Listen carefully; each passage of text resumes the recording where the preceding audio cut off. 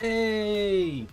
Hello everyone, Daimien Kamiya here, Omni King, and we are going back into some Minecraft. So today's goals, we're gonna look at the advancement list and see what I can just start working towards. Because for those that don't know, oh, I forgot to set my exercise counter from last time. Yep. So for those that don't know, this hardcore playthrough will end on either death or every advancement being completed. That is my end game goal for this. I don't know how long it'll go. It's until I do something stupid and die. However, I want to try to get every advancement in Minecraft on one life. That's the end game goal here. So I'm going to look at some of the advancements I might be able to just knock off real quick, or some advancements that are a part of a longer, bigger spectrum that might be worth spending some time getting into. Right, and I gotta think ahead in like the Ender Dragon and stuff like that too. So let's switch over to the gameplay screen. Nothing else really to discuss here. I'm gonna keep the game audio on, but we'll have to see. I'm still trying to figure out what's better for Minecraft, whether the game audio is even worth having. But yep, let's get straight into this.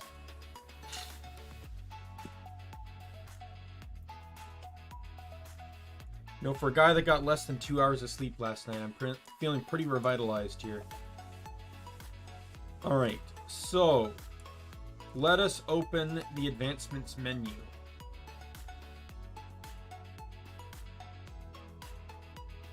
Right, so this was something I said I was going to do myself. So,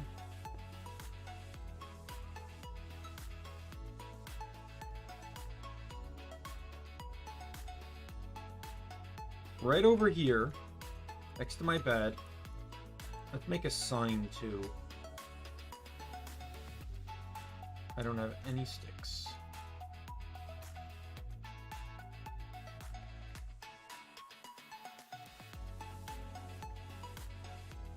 So, to save myself the trouble of trying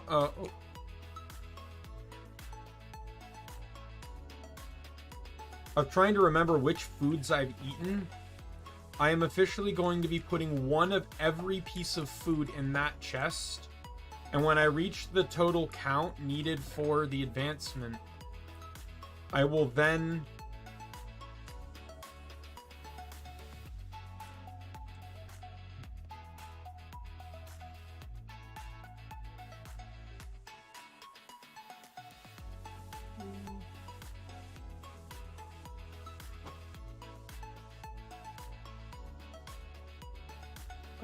work towards or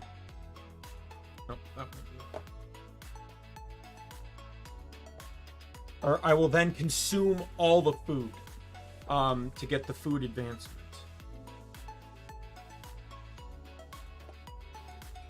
All right. I need cooked chicken and raw chicken. I need raw mutton. Let me get another gold apple, because I know I can already make the one gold apple. I forget, is it still, I think I can make it. Is it still ingots or is it nuggets now?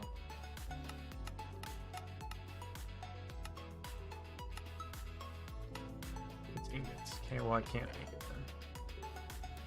Not nearly enough gold for that. Alright. Well,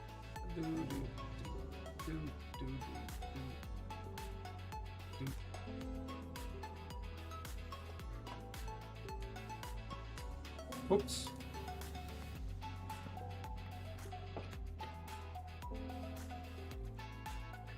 So we'll get this situated a bit. Maybe then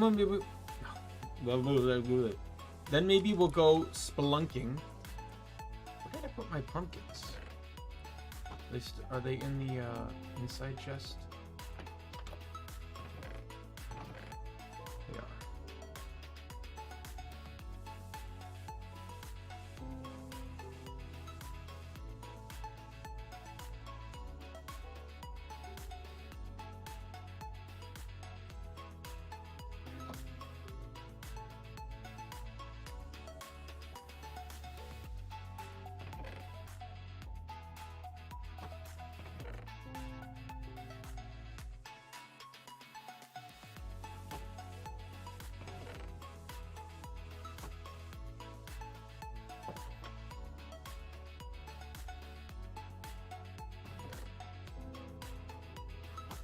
really start getting the sugarcane growing.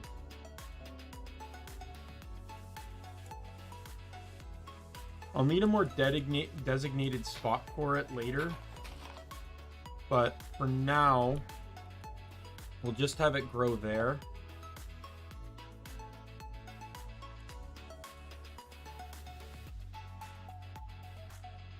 There's more sugarcane over here that I'm going to use to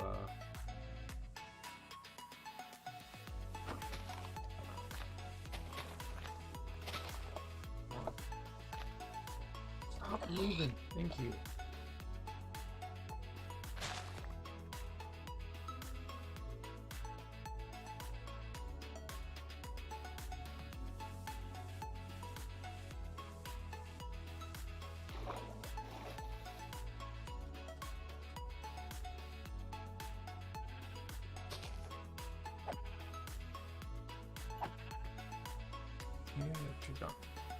Oops. Did that give me my mutton? Yes, it did. Excellent. Excellent. There's a chicken.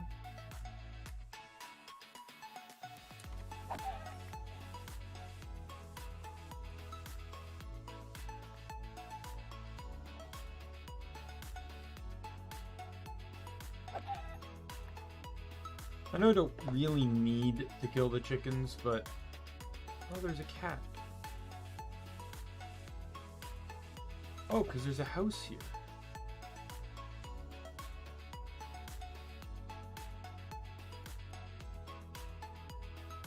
Now, did I visit this village?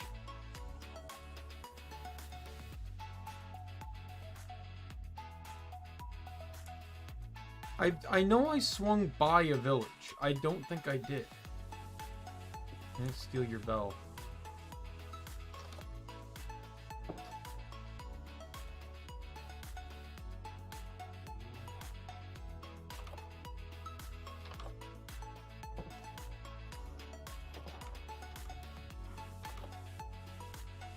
Oh, hey Molotov.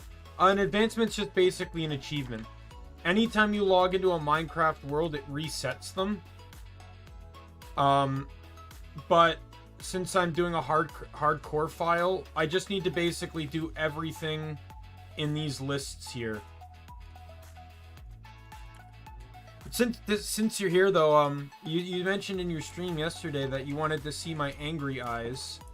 I actually have multiple stages of them because me and Min were working on that. So the first stage is this one, where just the eyes themselves glow. And then the second stage is this one, where the whole eyes glow.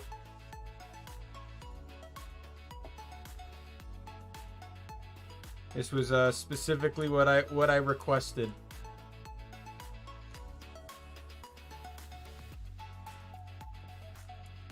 But I'm actually more proud of the scepter. I can raise it. That's my scepter. Well, my scepter saber. Technically part sword.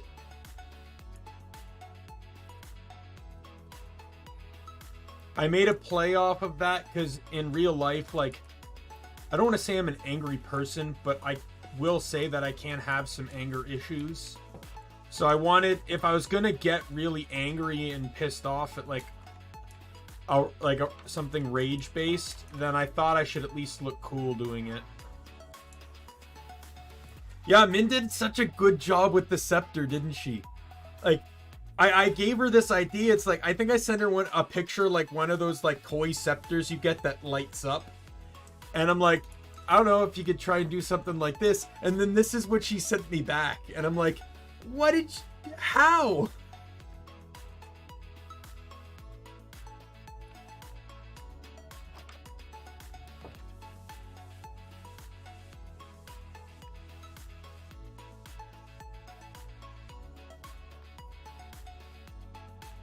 It was a real surprise for me.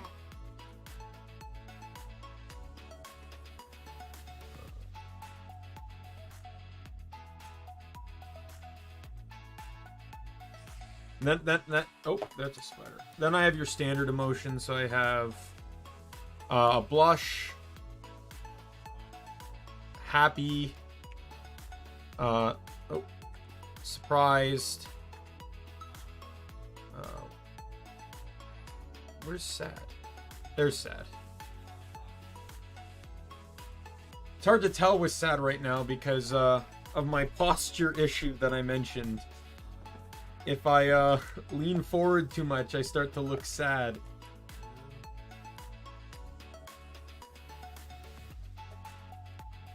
Alright. I need to rob the garden.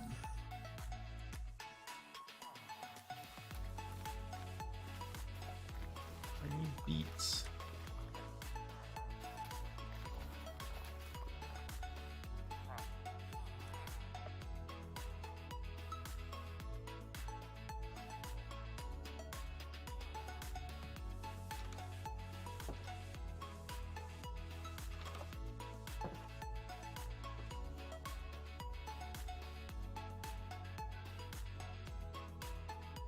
I just kind of added basic ones.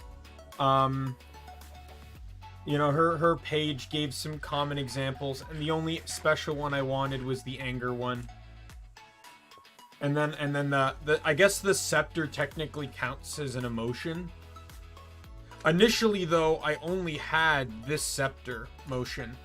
When she sent me the completed model, I asked her, I said, is there a way that we can, you know, raise up the arm? Because it's, you know, because otherwise I have to have my body above a certain threshold for my scepter to appear. So she managed to get me this before debut, but she wasn't able to make the transition smooth. She said she would work on that when she gets the time. Which I'm perfectly fine with.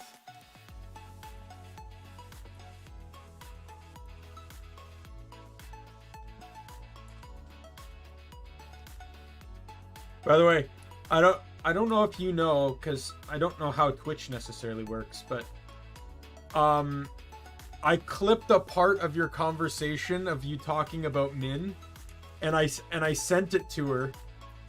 And she actually was watching when you were talking about her. She said, like, despite, you know, being in France and should have been asleep, that she she was watching, and she's like, you guys are gonna kill me with all your praise.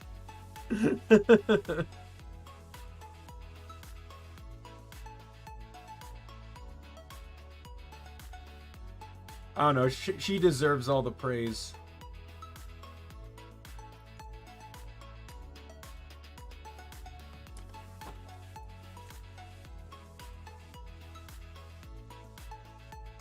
Yeah, I guess I have an issue with my connection with Twitch, because the most common thing I saw in your Twitch chat was welcome to the chat room, because it kept disconnecting chat.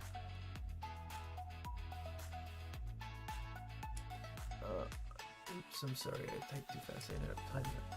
Yeah, I'm still trying to figure out the bot thing.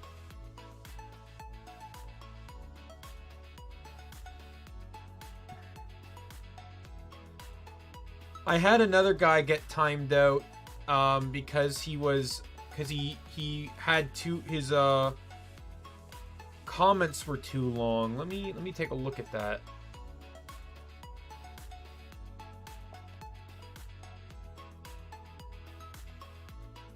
Because, like, it doesn't say any messages in regards to, like, it's supposed to. So, like,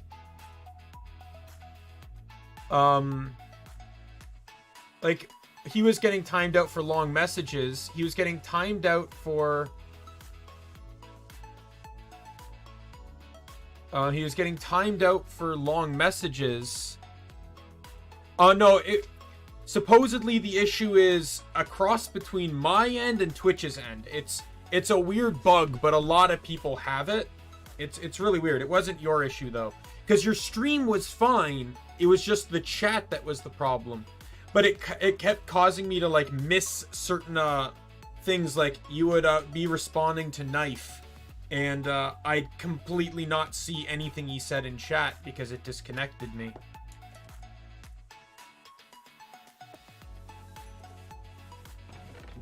get some copper in there. Alright. Need to cook the chicken.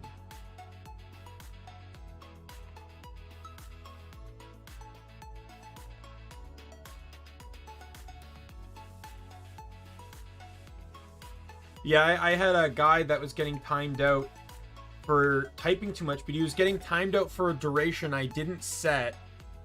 Because I set it for 2 minutes, he was getting timed out for 90 seconds.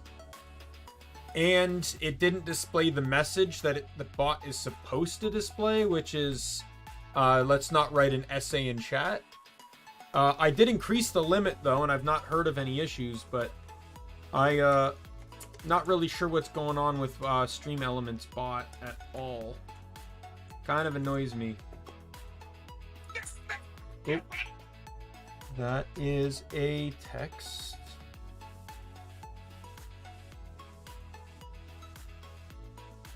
That is a spam text that I will delete.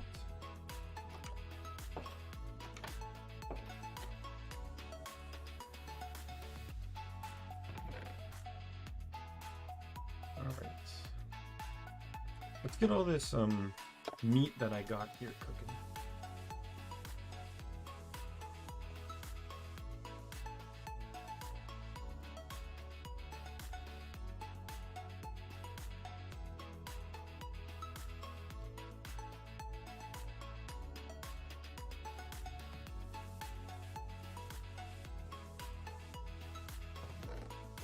Yeah, I get spam calls too.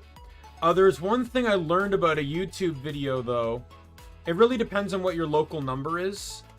But if your local number, like your phone number, is a local number to an area you do not live in anymore, the spam phone callers will always hide their number to match your phone number's local area. So this guy's like, I got a phone number in Pennsylvania, but I never lived in Pennsylvania, but I still have that number. So he knew anytime he got a call from a Pennsylvania area code, he knew it was a spam caller. It doesn't help me completely because my area sort of still uses kind of the same area code, but it's not as frequent. But I still know anyways, because anyone worth calling me, I have in my phone anyway. Yeah, that's why. Granted, you know, that guy was in America and I'm in Canada, but I imagine the same rule kind of applies.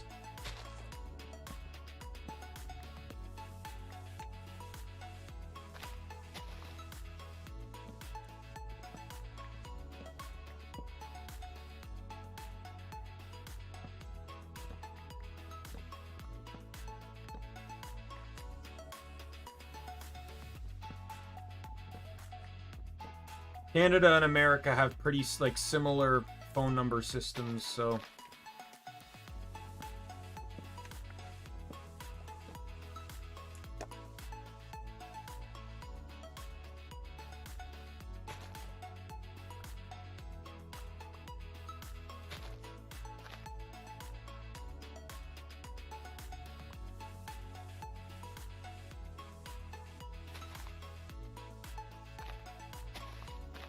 we need more saplings. There we go.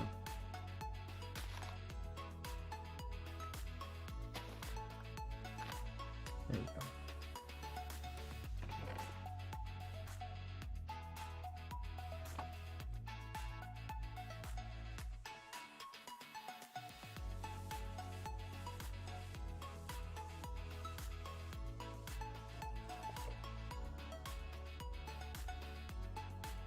But how are you doing today, Molotov?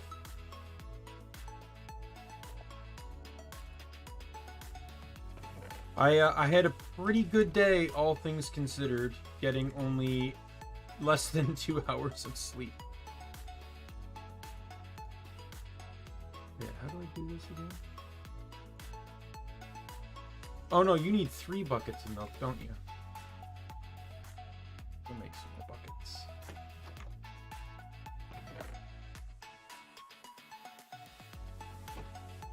It's so long since I've had to make a cake in Minecraft. Yeah, I have... Me and Sleep have never been great friends. ADHD doesn't help that. But also working, like...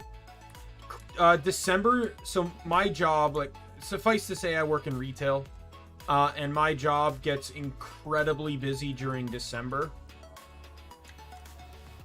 So, I go from working like 40 hours, 5 days a week, 40 hours, to 6 days, 50 hours, and every day is 6 a.m. So my body, and I only have to do this for about like 4 weeks, but my body doesn't adjust to that. So I normally would go to sleep at like, as bad as it is, like 12 to 2 or something like that, but I'm still going to sleep during that time frame, but I have to wake up like 2 hours earlier than normal.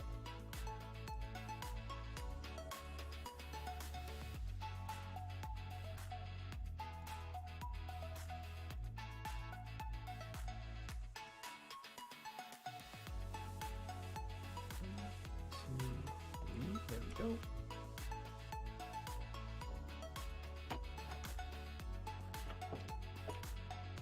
But the negative of ADHD preventing me from sleeping is also the positive of ADHD, because once you get that kick of hyperness, you can wake up pretty quickly.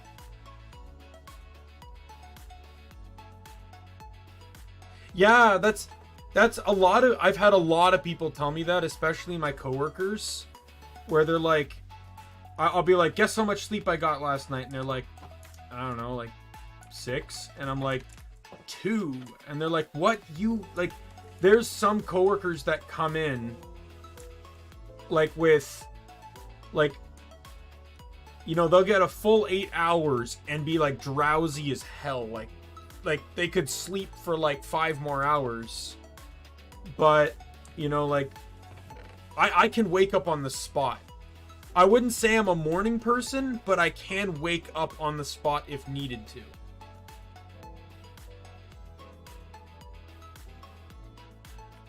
Why do I still have that gunpowder on me? I don't need it.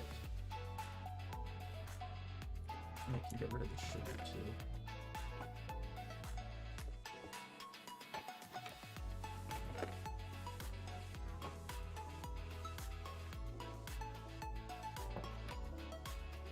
Like, I would compete with a coworker of mine who has a form of insomnia, and we would just be like joking as to like who would get the least amount of sleep.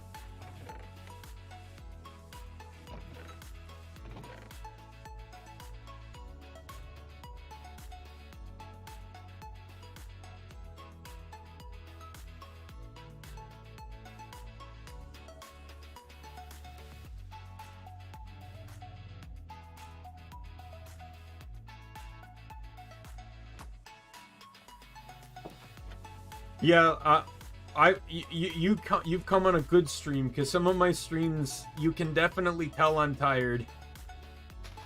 I've had 2 streams I've canceled because I've been too tired. I've had about 3 or 4 streams that I had to end early because I was falling asleep at my chair. One of them was a Minecraft stream. One of them was Nexomon. I think I had to do it with Crosscode once or twice as well. Picking my time to debut. So I debuted on November 22nd. And I picked that date because it has very specific meaning to me. But, you know, on the positive side, it's good because of the Christmas rush at work, there's nothing else. Yeah, it's almost like a bit more challenging of a Pokemon game. It's actually kind of fun.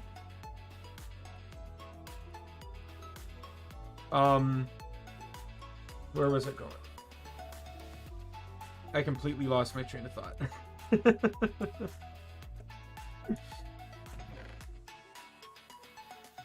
Yeah, it's a really fun game. It's also a lot more straightforward than Pokemon. Like for example, Pokemon, the type charting can get really confusing if you're, say, like a newer player. Oh, my debut, yeah. I'll just finish this statement though. In that game, if something resists something, it's also weak to it, or something like that. So if like fire is weak to water, it also means that water resists fire. It it goes both ways. So it's super easy to remember the type charts in that game. And there's no dual typings or anything, so it can be very simple to get it. Yeah, I haven't played it either, but I also don't own a Switch. So I made the decision to not buy a Switch when I realized I bought a Wii U and barely played it. I'm like, do I really want to spend $300 plus games on a console I probably won't touch?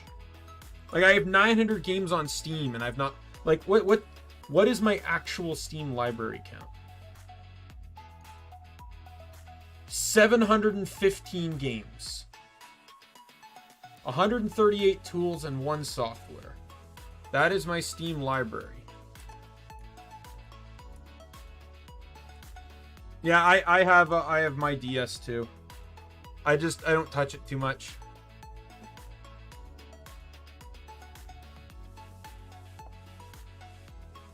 Don't get me wrong, I did play the Wii U and I did beat several games, and I do plan to use it for some streams because there are some virtual console games I have that are on the Wii U. No, I said 700. 715. It says 715 games, 138 tools, and 1 software. And I imagine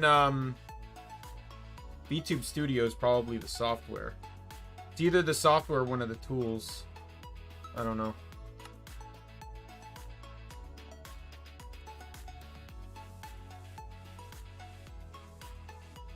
Right. Anyways, back to my debut. So the positive side of picking that date for my debut was that, yeah. No, that's not Nintendo. That's Steam. I don't have nearly that many games for PC or for Nintendo. Don't worry about that. That's on PC.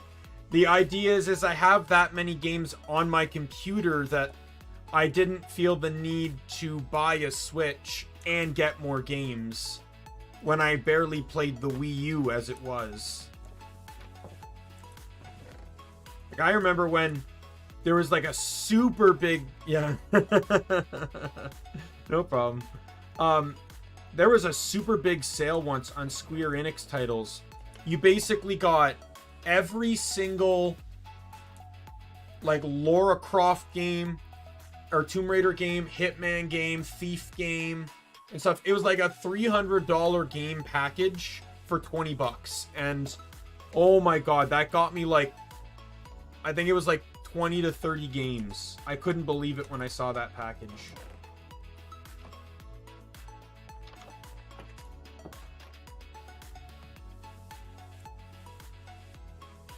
But yeah. This was a while ago. When did I buy that game? I might be able to look it up.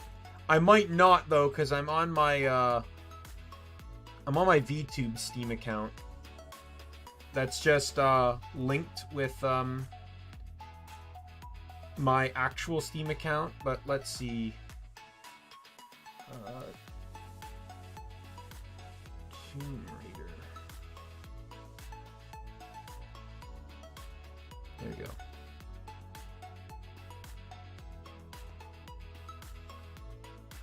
I don't think it says when I bought it.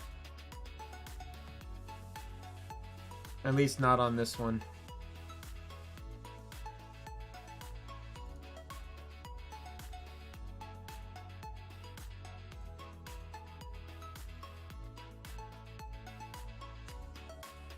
Yeah, it was a massive deal. It's probably the best deal I've ever gotten on Steam.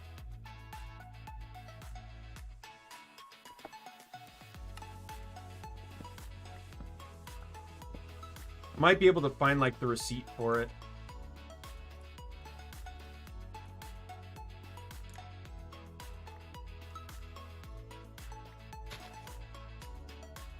But yeah.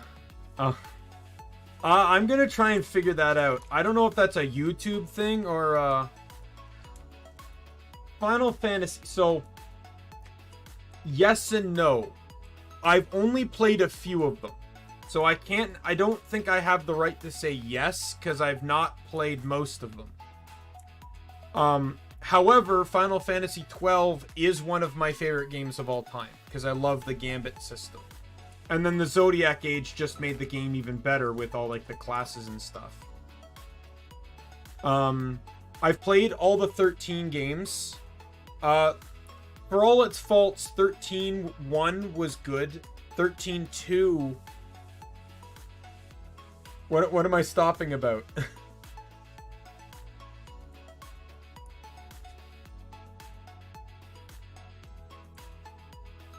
Did I say something wrong in regards to Final Fantasy 12?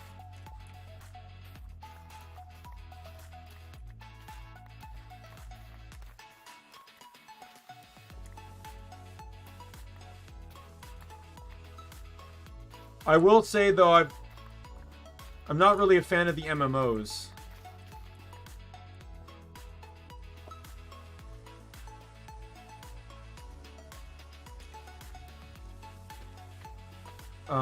Let me take a look at that. That might be a YouTube thing. Because I don't think my bot's even reacting. Let me take a look at the YouTube settings just a sec. I don't think I'm gonna have to close the stream though, so. Oh yeah, I have my opinions on the story for 12 though.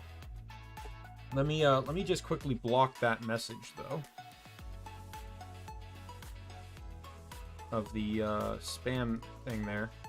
So me and my friend have talked about 12 before, and my primary opinion on 12 is that it would be, I feel like Rex, Vaughn's brother, should not have been killed in the beginning. I think Rex should have been the main character and not Vaughn, because then I think he would have had more connection to the story than Vaughn did. Vaughn had literally almost no connection to the story other than being in the wrong place at the right time. Penelo had less involvement in the story, but I feel like with Rex, they could have tied the two together a bit better. But yeah, and Vaughn could have still been in the game, but maybe like as Kite's friend or something. Like him and Kites would have had like this the side thing going on that Kites has. Right? I feel like Rex should have been the main character for better involvement in the plot. But the Gambit system's great because like I sometimes have a programmer's mindset, and that's exactly what the Gambit system is. It's a programmer's mindset. You tell the game, hey, I want this to be done, and it does it. It's like a miracle.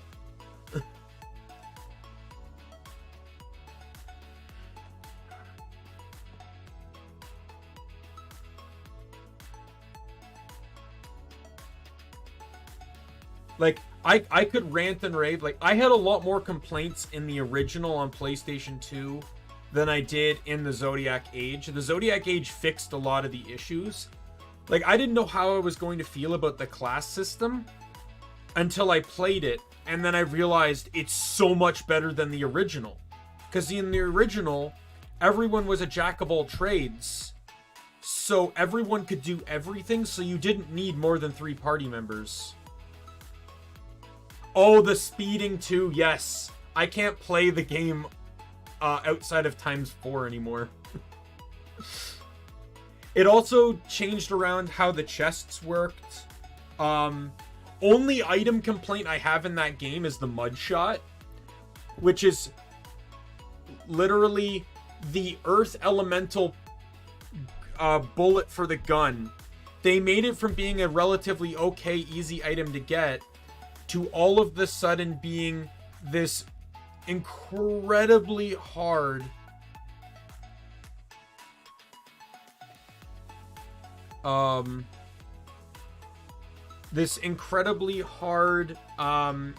piece to acquire that requires you to potentially fight an enemy that can be up to level 99 when it wasn't that high leveled in the original. It was like 40 something in the original, but now its level range is like 67 to 99. That map also that area of the map in the Zeratin Caverns, whatever it's called, is also the map where the map for the area is in. No, not Tiamat. This is just a normal enemy that they massively upscaled for the Zodiac Age. Then, when you finally sell the ingredients to get the mudshot, it costs 250,000 gil. Which is absurd to me. Because it's a earth-based bullet. That's all you're getting out of this thing. It's not worth that.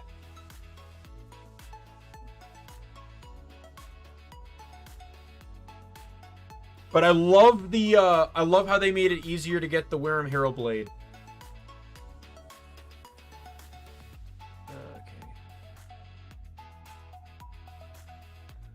That you can get it through the trial mode before you beat the game instead of having to do everything and then have nothing to do with the sword. Because it is literally the best stat stick in the game for black mages. Absolutely the best stat stick. There's no staff in the game that can outbeat the Wyrm Hero Blade. Unless you're like specifically focusing in on an element.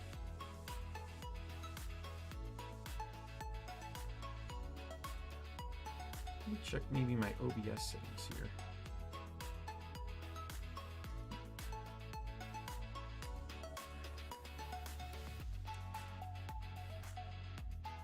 I'm trying to figure out this timeout thing.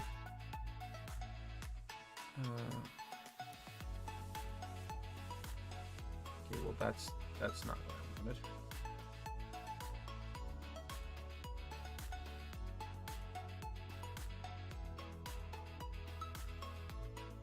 Oh yeah, I've perfected it. Not an easy perfect because you have to complete the beastry.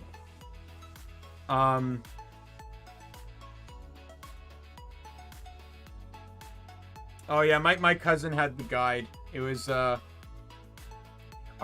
remember I had a friend. We were playing the game a little bit because you know, she was relatively new to. She didn't really grow up with games, so I'm like, might be a long one, but the gambit system makes it relatively easier to play, in my opinion. So we went through it, and I'm just going through all the mathematics on how the weapons work. Like, oh, you know, like Ninja Sword, it's attack plus speed against the enemy's defense. So you kind of want to use it on a faster character. You know, Hammer sucks because it uses Vitality, but it also uses this really high random integer, so it can hit 0 or it can hit 1,000. It's a huge outlier weapon, so it sucks. Right? Like, I know all the statistical values of each weapon. Like, what stats they use against what enemy stat. I love that game. Once I'm done playing Crosscode on my main channel, once I'm done playing Crosscode, I plan to play Kingdoms of Amalur, and then after that, I plan to play Final Fantasy 12. That's like my main game stream slot.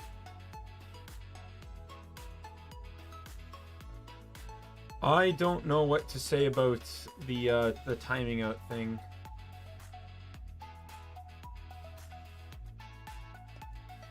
I might have to look into it.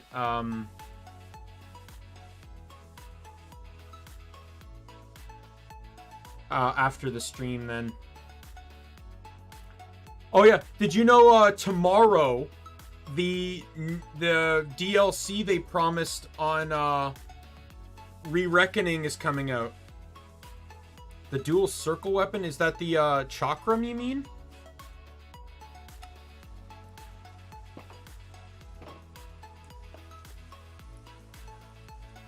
Chakram's like the best weapon in the game. Combat, to me anyways, combat-wise.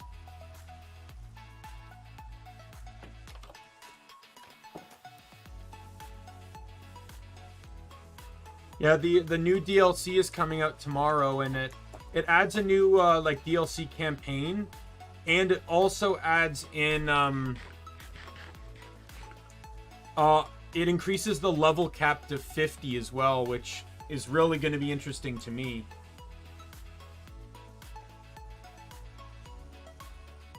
I'm also interested to see where the plot goes, because to me Amalar,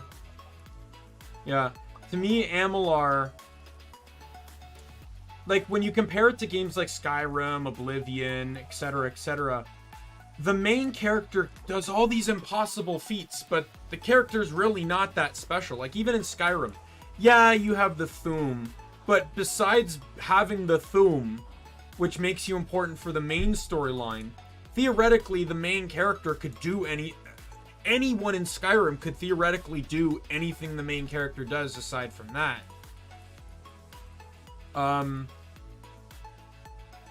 But in Kingdoms of Amalur, like, you're overpowered because of your detachment from fate. Right? Like that's almost like, I wouldn't say it's a canonical reason, but it makes sense. No, that you can't use that you are basically a god because your powers disconnect you from limiters of your potential.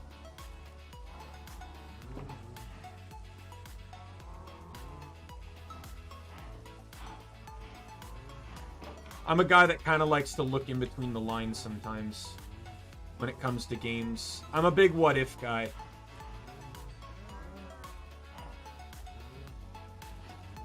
But before we keep getting carried away with game topics, let me get back to the debut comment I was going to make.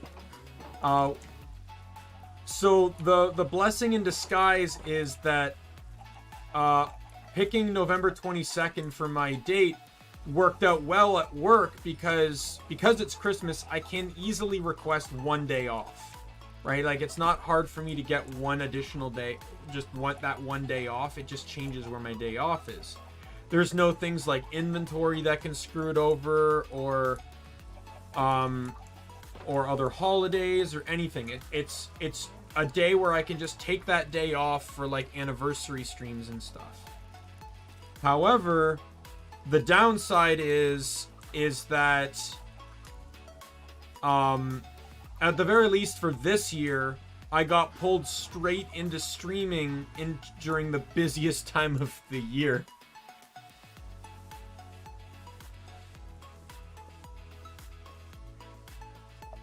So that's but it's fine. I've gotten this month to try and get used to like the basics and stuff. So when January comes around is when I plan to do like some collabs, and I'm talking with some people. I'd love to collab with you as well. I might even have a game in mind.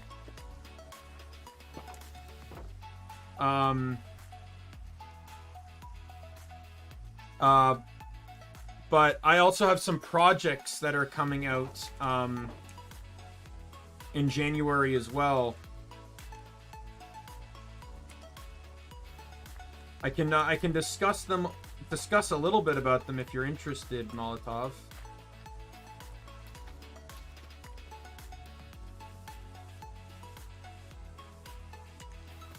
Yeah,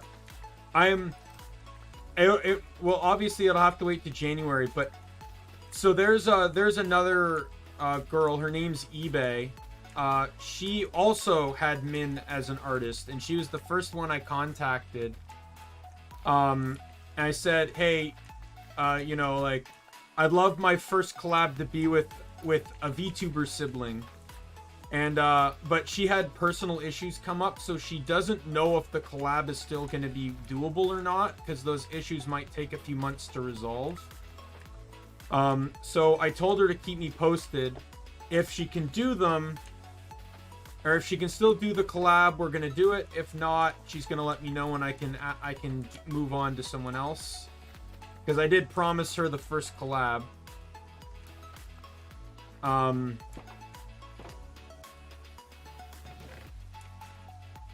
But yeah, so the game idea I have is a game, I've actually been playing it on my stream, Gunfire Reborn. It's a first-person shooter roguelike. Roguelite, I should say, where, you know, like, so you get guns, you get upgrades, you have certain powers and abilities, and you're basically just trying to progress through the game, and it's up to 4-player co-op. You can check it out on Steam. The 1.0 just came out.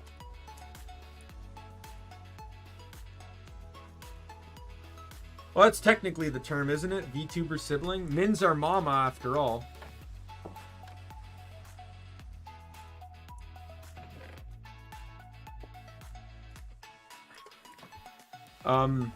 But anyway, so to expand upon my ideas, so I really only have, so I have 3 ideas, and one of the commissions just kind of ended, so I could slowly start working on that, but well, sort of 3 ideas. Technically it's 2 ideas, but 2 of them combined out. Yeah, like I said, if I also have gameplay on my I've played it, I think, about 3 or so times on stream. So you can check out one of my VODs if you just want to see how the game works. I wouldn't say I'm a master at it because I've never beaten it, but I do have decent knowledge on it. So yeah, that's fine. That's fine. Don't worry.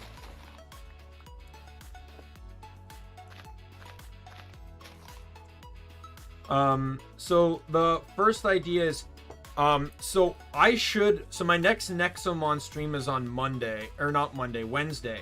I should probably be able to beat it then. From there, I'm not gonna start a new game because in January, I want to start my next project and I don't want to lock into another game during that time frame.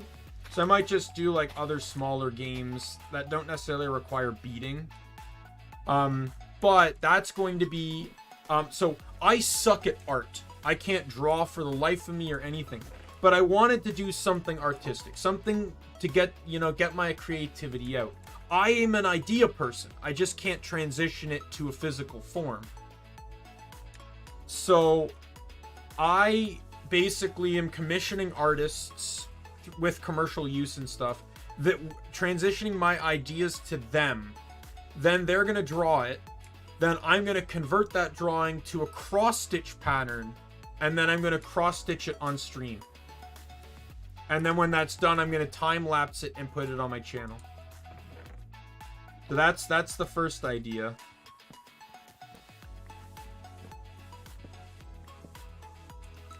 I'm really excited about that one. Because cross-stitching is not something you see everyone do, much less a VTuber, so that was one of my points to try and stand out.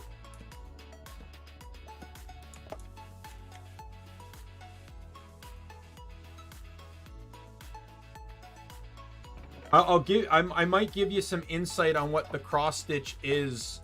I'll give you some insider knowledge, but I generally don't want it public. I want it to become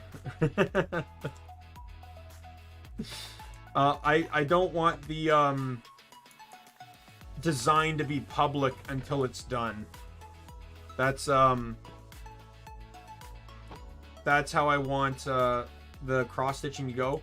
But I will tell you it involves Calliope Mori. Because she's basically the reason I'm a VTuber. She's the inspiration behind me deciding to become a VTuber, so I decided to pick her for the first cross stitch.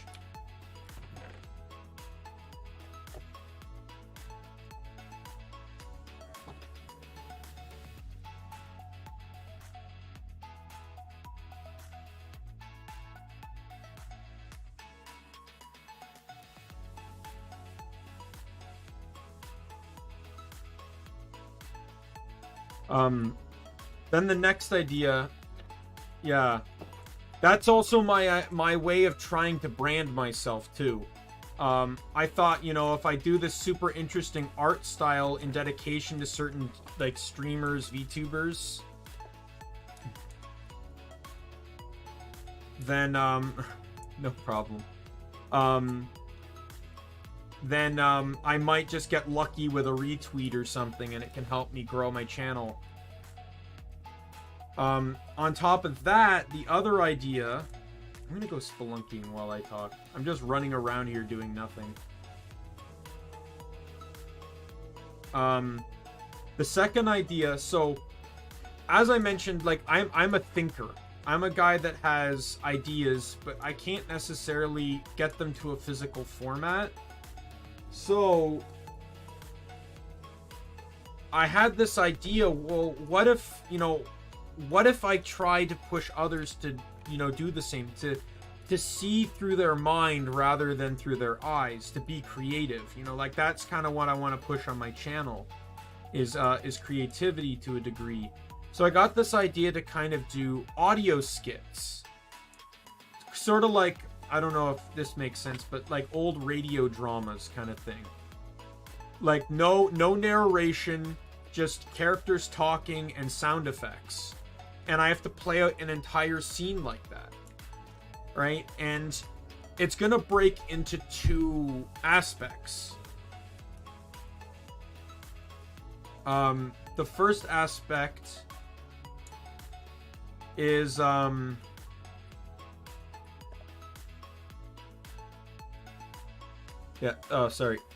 first aspect is just random ideas I get.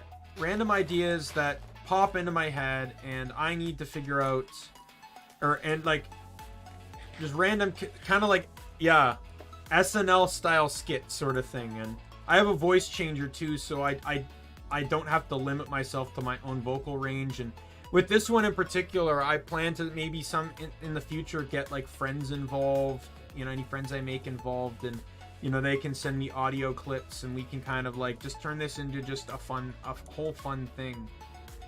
However, there's a second version of that too. This one was just the random ideas in my head. The other one is actually lore based off of my character and the characters in my lore. So my second stream, which was my debut after my debut, or is the stream after my debut, is a lore stream where I talk about not only myself in more detail as to what I can do as the Omni King, but there's actually like a lot of other characters in my lore. Specifically, just the ones I talked about included 16 more characters, I think.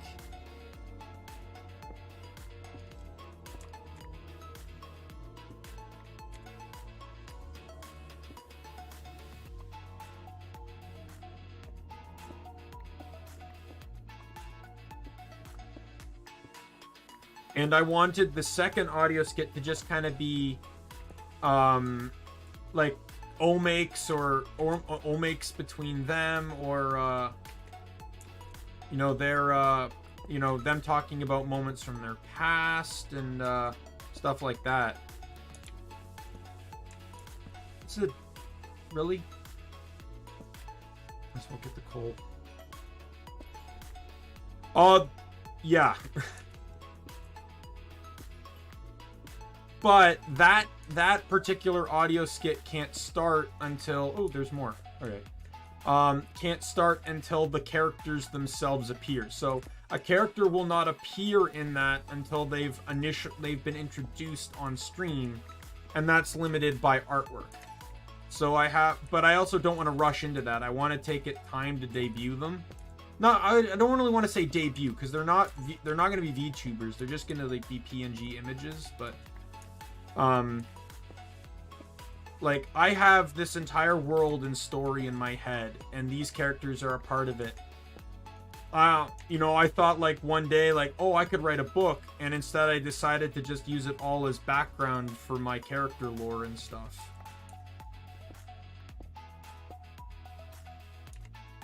The bottom, you mean the bottom left? that little design. Interesting you say that.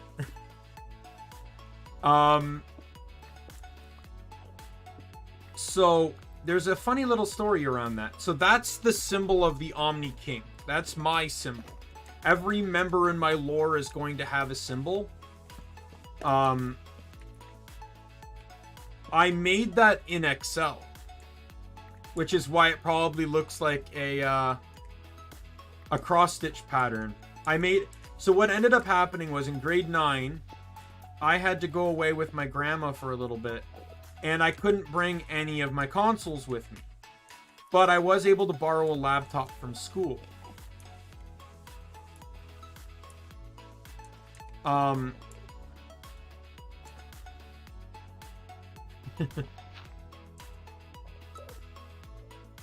This Enderman is terrible. There's 2! Why is there 2 Endermen?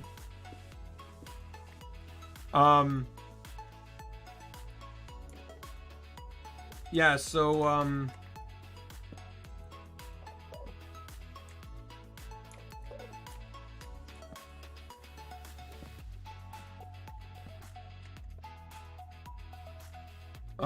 I lost my train of thought again.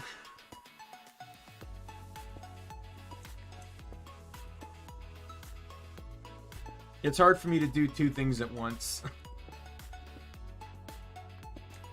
Without getting distracted.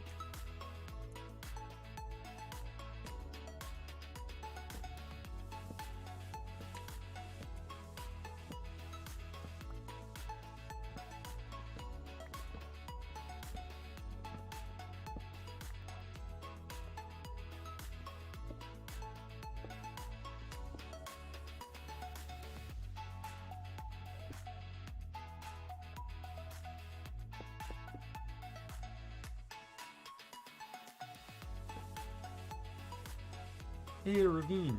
Sweet. Oh god. I also don't have a bow either.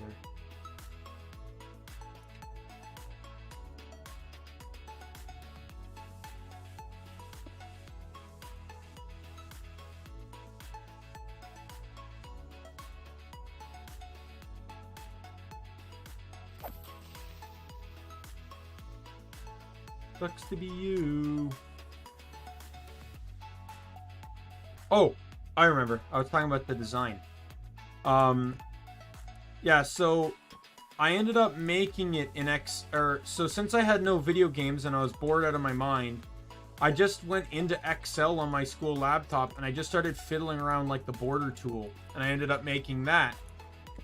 I didn't know what I was going to use it for, or if at all, until grade 12 came around. I was doing a media assignment, and the assignment required a production logo, and you know, my group wasn't going to help me, because I don't know why not. They just basically didn't really help me.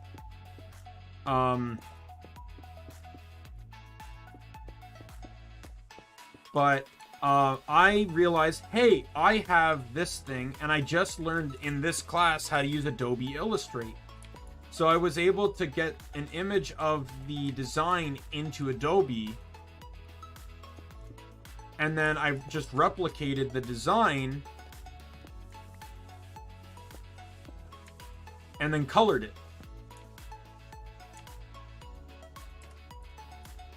And then that's the design in the bottom corner. And, oh, I just got that water and I already wasted it. So I ended up deciding that, oh god.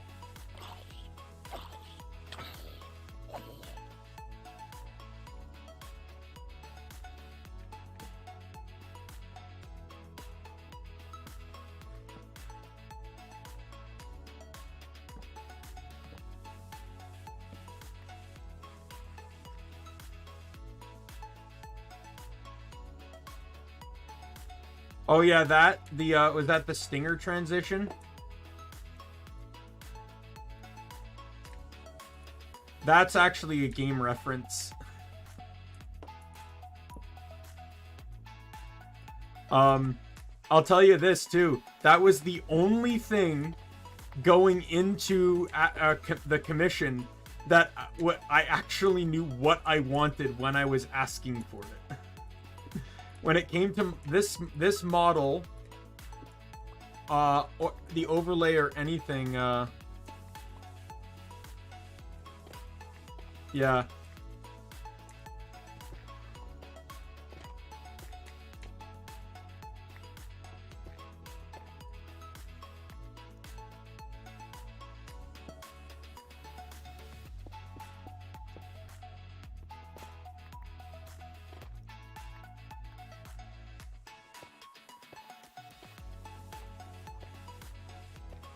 God.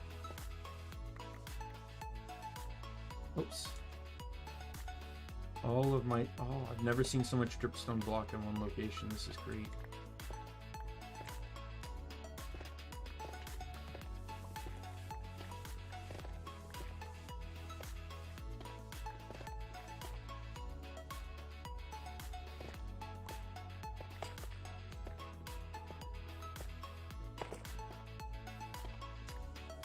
But yeah, each character of the Omni Kingdom, which is the overarching of my lore, is going to have one of those symbols. I just had to sit down and make them. So like I just completed the dragons and I have the commission going for hers right now. And yeah, in that stream I talk about like, so I haven't revealed their names, but I've revealed what they're the reincarnations of. So I'm the reincarnation of the Omni King. My power in itself is willpower. Then there's the dragon, whose power is power itself. Like, she just manipulates the raw aspect of power. Then you have... then there's the warrior, who is just a battler. The judge, who controls, like, basically is the cross between good and evil. Kind of like, I wouldn't say a fence sitter, but someone that can see both sides of an argument. Yeah, that's the thing. It's like, I really, you know, if I want to make these characters a part of my lore, they need to be tangible and real, right? And that's the other thing too, is going back to what I said about how I'm not a guy that can transition ideas to a physical form. I am really, really, really bad at that. You know, like, I don't have, like, outside of certain features, I don't have the characters in my head. Like, I have the characters, I don't have their appearances. Like, for example, the dragon, her appearance has changed so much in my head that I don't really know what she looks like. Oh god. That terrified me. I jumped.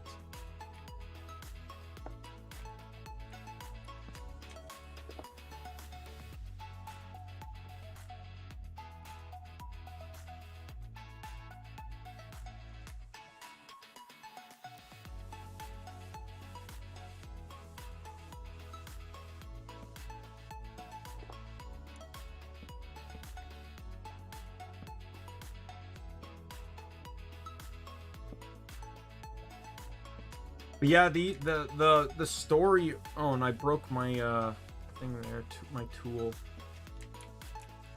Gotta do that.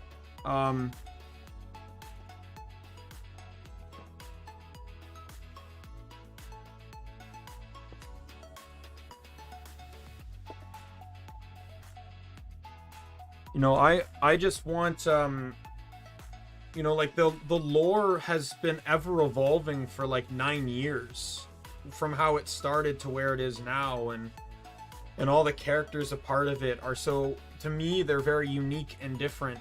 Like, one thing I like to emphasize too is that not all characters, not all the members of my lore are heroes, right? They would define as protagonists, but some could even define themselves as a villain. Like the Traveler, for example, she can manipulate basically motion, speed, stuff like that.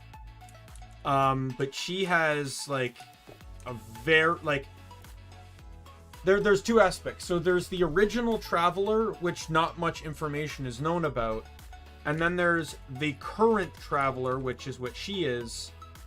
And you know, obviously she had to be raised, so you know she has a backstory, and like it's pretty dark. Well, I don't want to say dark, but like let's just say it involves something akin to the Mafia and her being a part of it. And very sociopathic.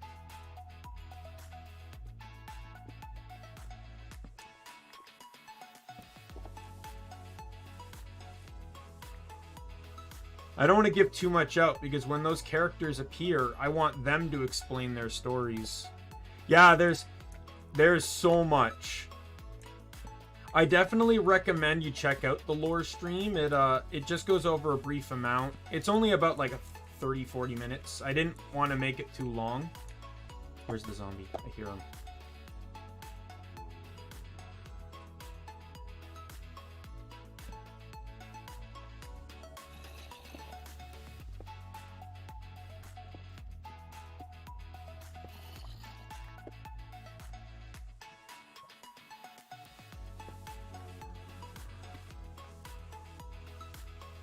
But I'm definitely, I kind of had this pattern in which I wanted to, you know, get the characters to appear.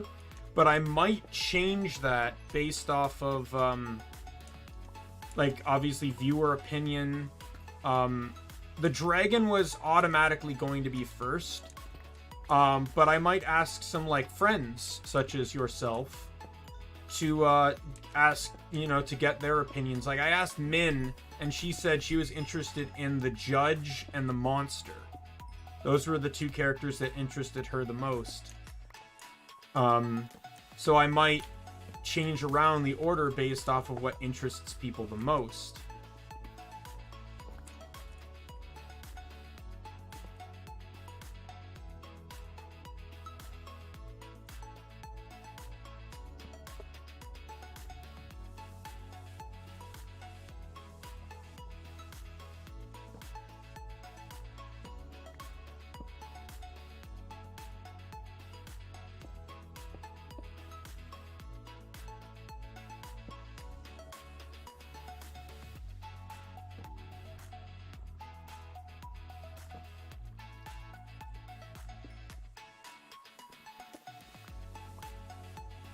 Sounds good. Sounds like a plan.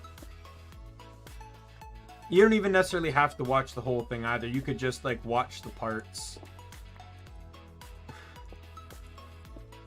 But if you want to know at least a little bit about everything, then, like, I didn't even bring up, like, so they're broken down into groups. So you got me, the king, then the dragon, then the 8 knights, then the 7 guardians. And they each have a different role,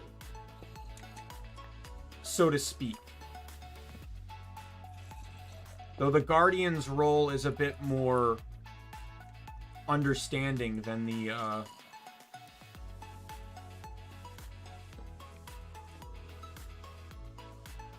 don't like my position here.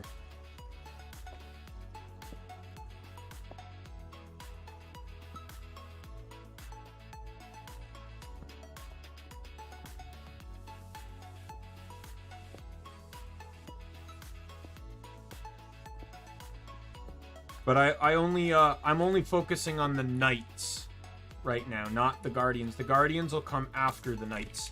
Oh god. No, no, no. This is not where it ends. This is not where it ends.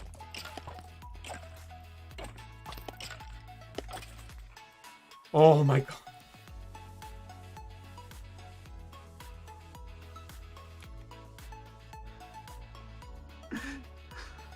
That was so close.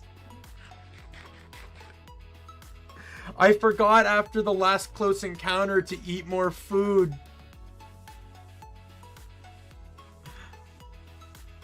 So I almost died to the skeleton. Oh, that would have been a Very short Minecraft hardcore. I'm hoping to at least get to the Ender Dragon.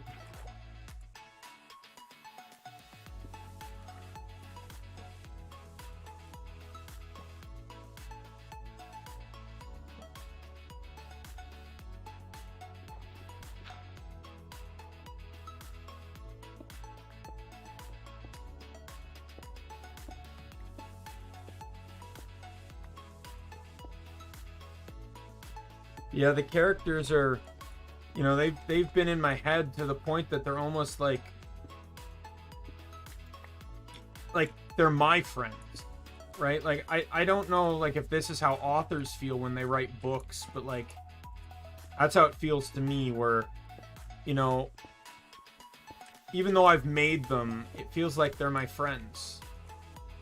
And so that's why I want to include them in this this whole thing. Oops.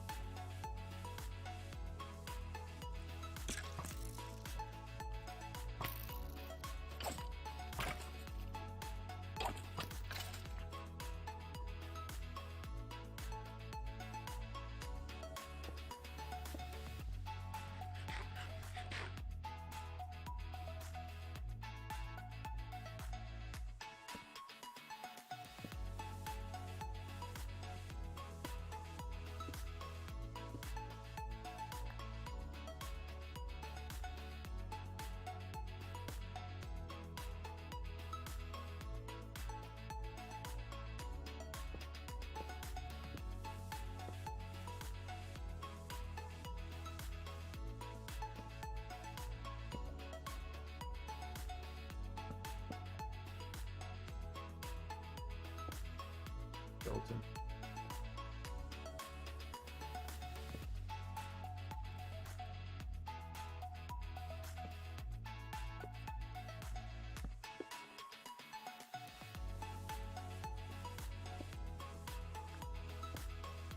Yeah, something like that.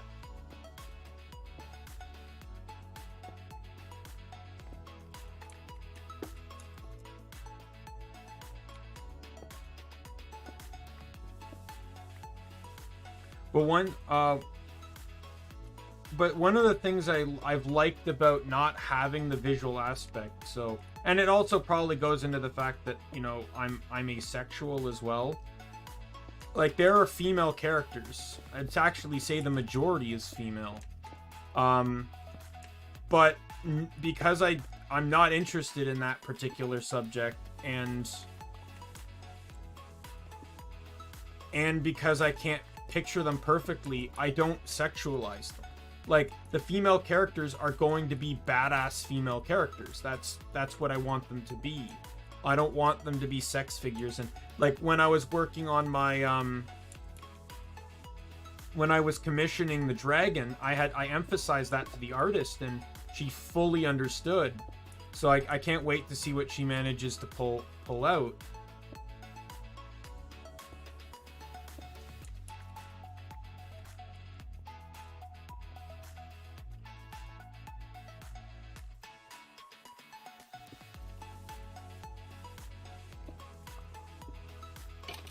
Why are there two? I don't like that there are two.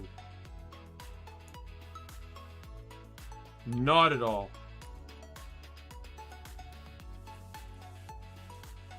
I have an idea though.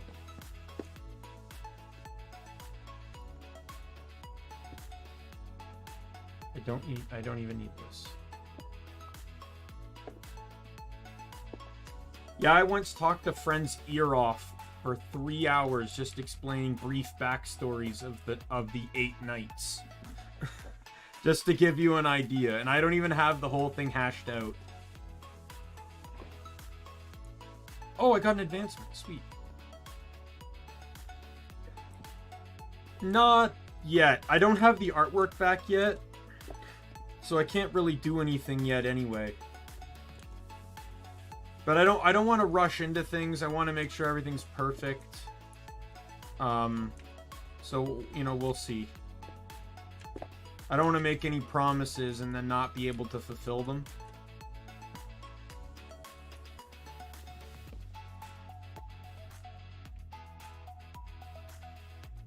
Like, the whole idea behind my channel is to just be creative. I didn't really want to give myself restrictions or time limits, and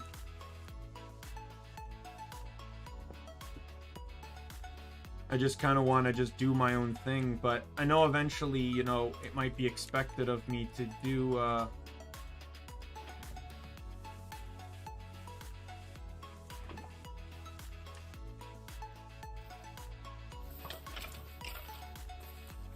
burn, you pieces of crap.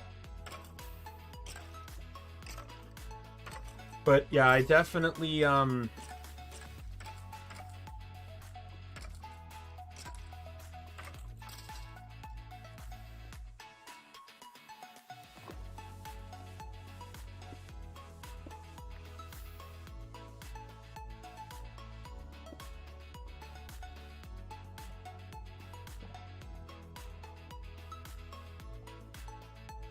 there's one thing I wanted to mention in regards to the characters, but I forget. It wasn't so spoilery, but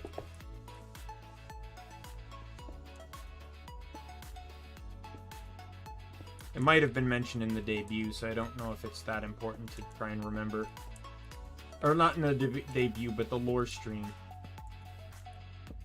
But I did try to encapsulate as much different characters and personality traits and stuff as I could muster. Oh, now that's what I remembered. So, I don't think I did mention this in the debut stream, but, and this really isn't a spoiler, but each of these characters, when they got, you know, when they're real reincarnations of these powerful beings, but because the lore of the Omni Kingdom stretches across, like, existence itself, they were reborn into, you know, they're all from different dimensions, basically.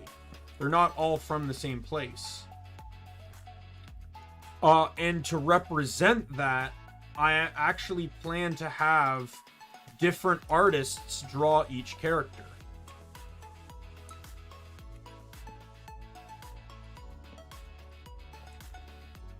So the artist I have drawing the dragon is only going to be drawing the dragon. I have no intention of asking her to draw anything else beyond the dragon.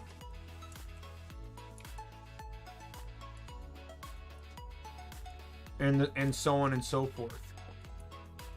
It also allows me to see a lot more talented artists contribute to my own world, right? It's not just me and one other person. You know, it's not just me collabing with one person, right? Like, it's me basically with an army of those that can assist me in what you know, and building my world.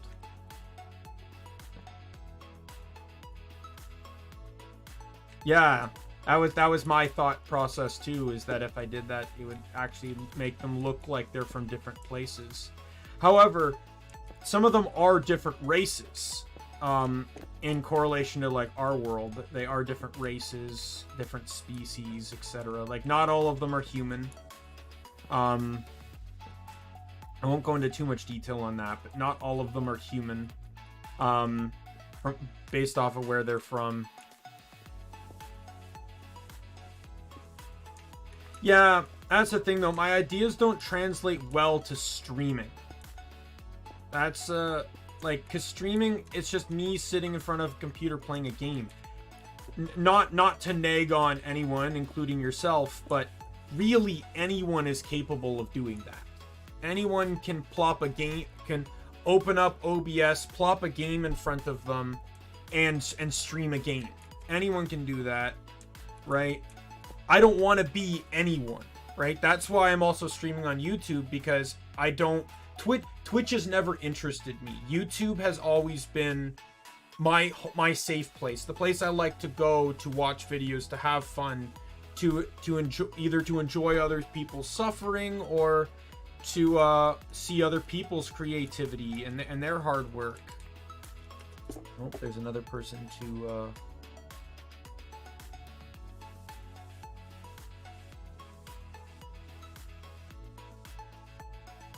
You know, that's why, you know, I am streaming on YouTube, is pretty much for that.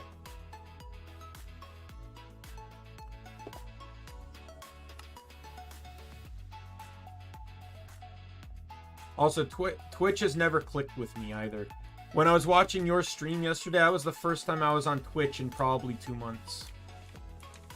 I have Twitch Prime, and I forget to use it.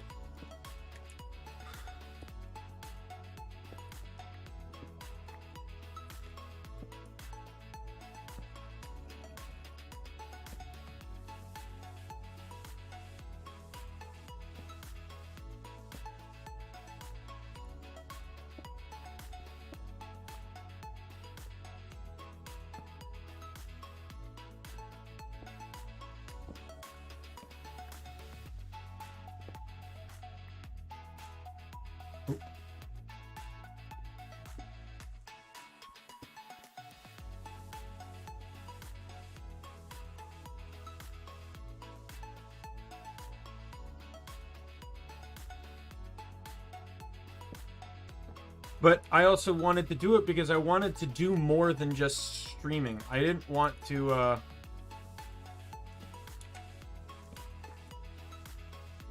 be honest, I never really even liked watching live streams until I got into VTubers.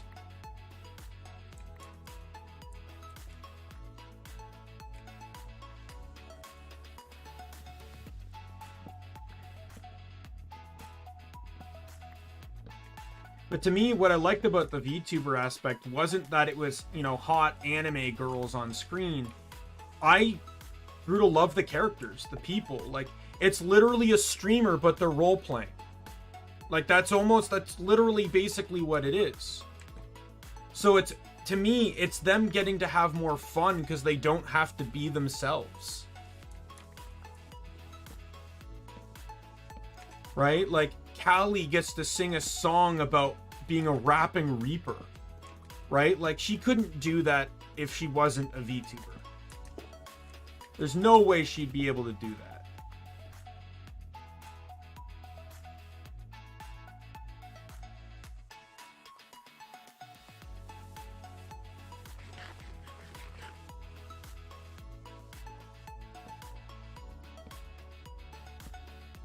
I also like the anonymity of it all, too. You know, not having to put my own face out there.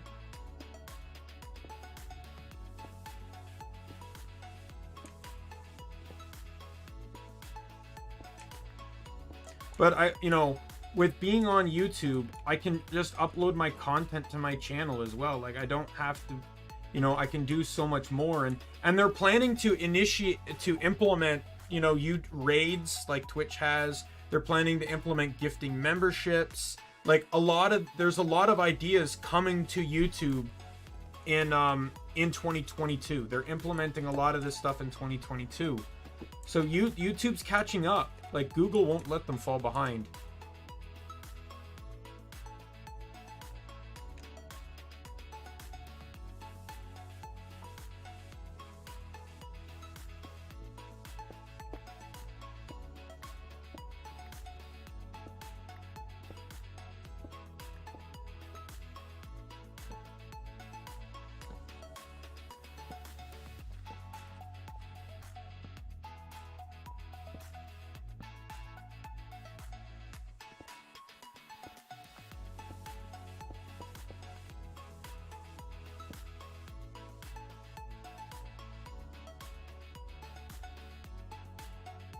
Like, I feel like it may be harder to grow on YouTube at first, but, you know, I picked my poison and I'm sticking with it, you know? You know, it's better than Twitch banning you for no reason, which seemingly happens far too often.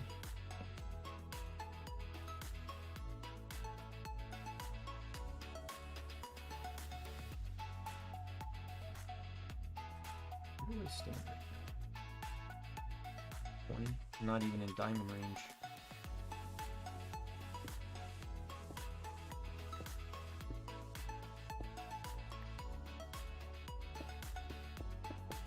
But, you know, I feel like with my audio skits and my, I'm gonna break my next tool.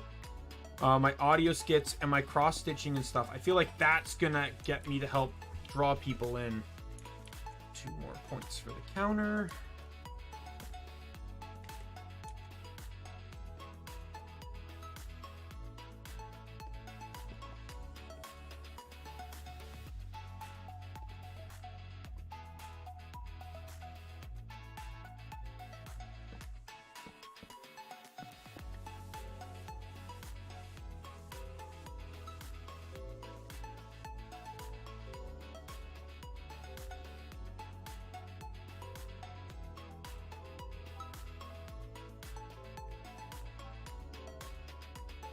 Yeah, I'm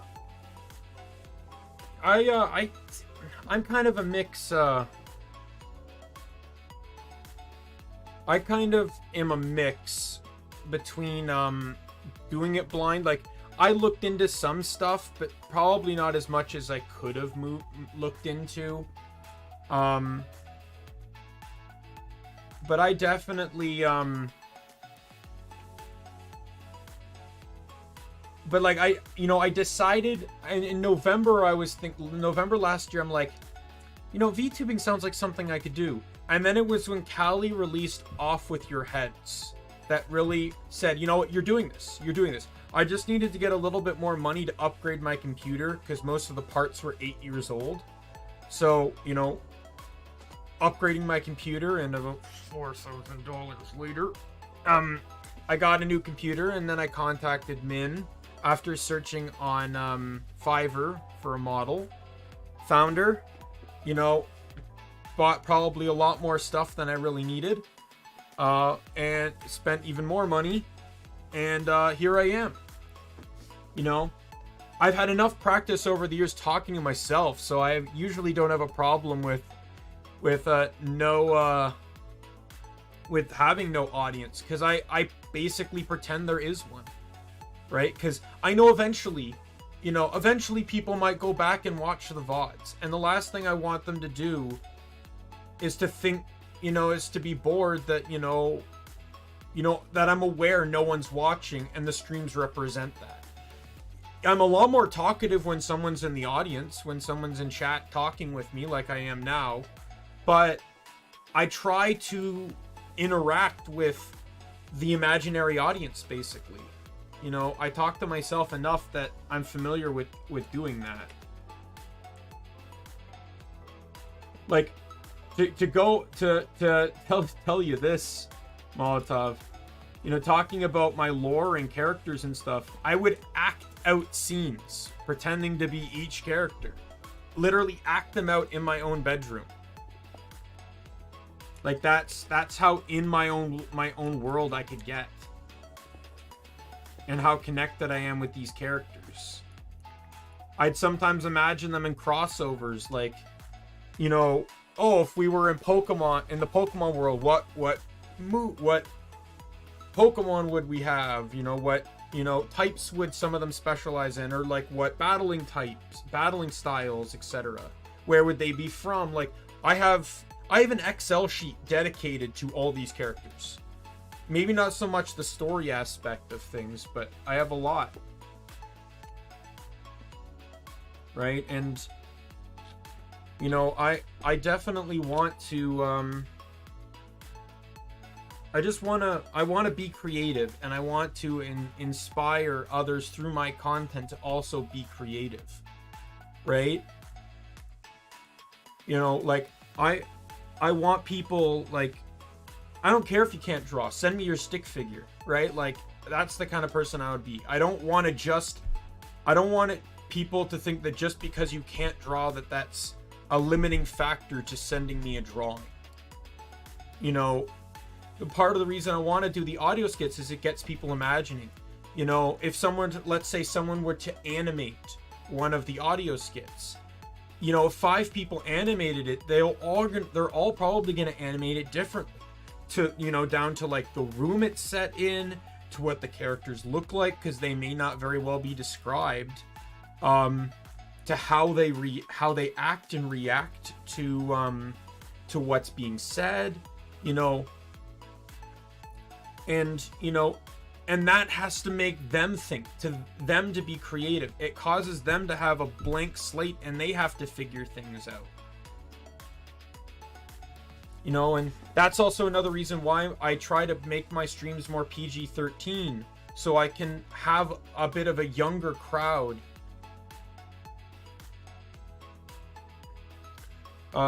So I can still have a crowd where, you know, you don't feel like it's too late to try or too late to be creative, right? Like I can assist in, you know, in anyone being creative.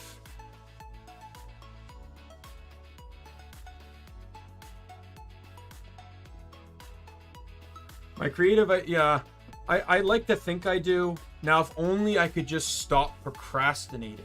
I think that would be the epitome of success.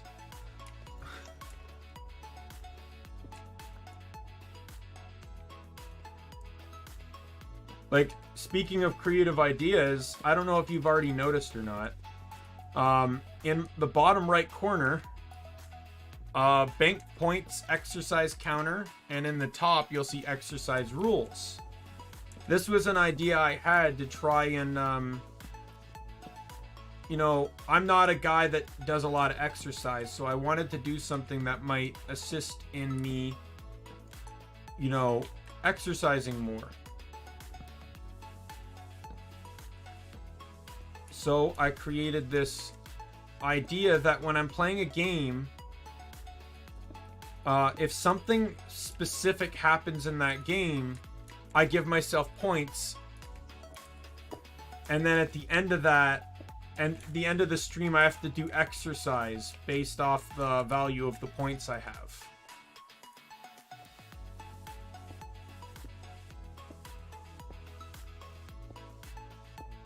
I try my best to, like, I have the rules in the description as to what I increase and decrease. So, like, right now for Minecraft, the only thing that's really been increasing it has been breaking tools.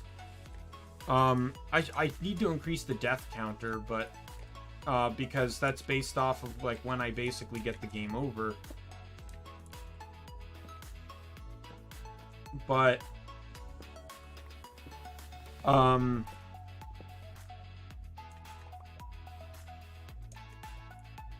right now I'm just at 4, but I do have the bank points. So the bank points are points I got in different stream that I'm not physically capable of doing.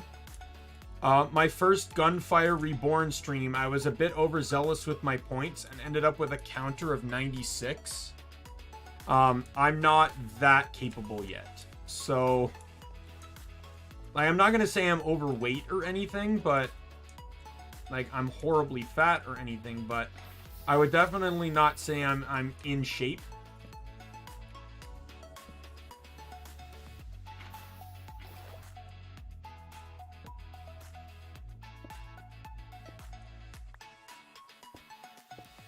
And it also depends on the exercise I do as well.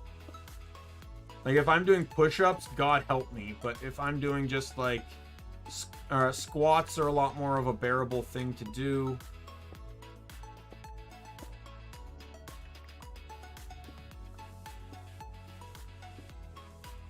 I kind of just make up what exercise to do on the spot, but I plan in the future to have the stream chat pick what exercises I do, and also I encourage them to join me as well, to partake. You know, get out of their chair, you know, do a couple push-ups or something like that. It really depends on when I feel like there's a break in the action though too, because sometimes I might, you know, split it in the middle of a stream or something.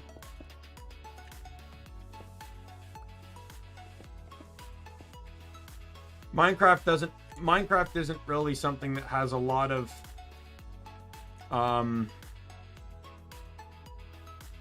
accessibility to some of the ideas.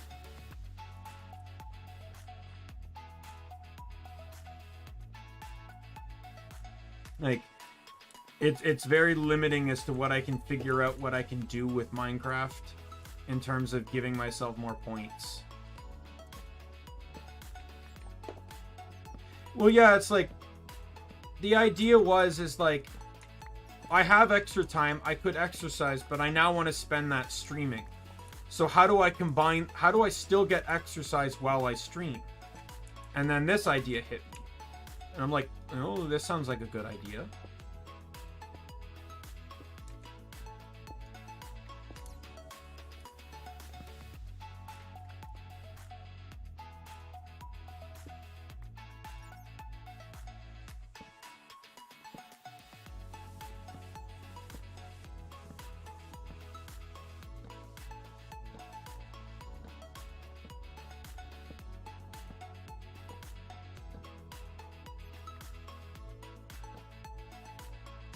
I'm generally a guy that, like, I'd like to say I try to think out of the box.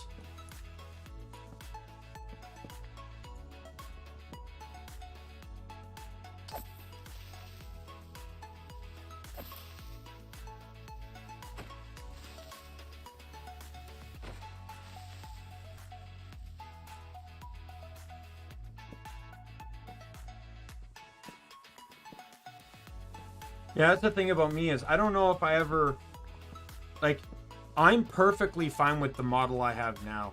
Like, I don't even necessarily care if I get a new outfit or if I even go 3D. Like, I have no care for that.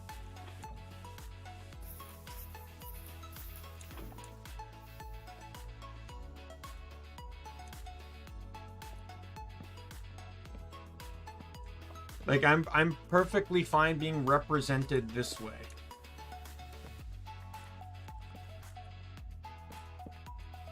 I don't need anything more than what I have.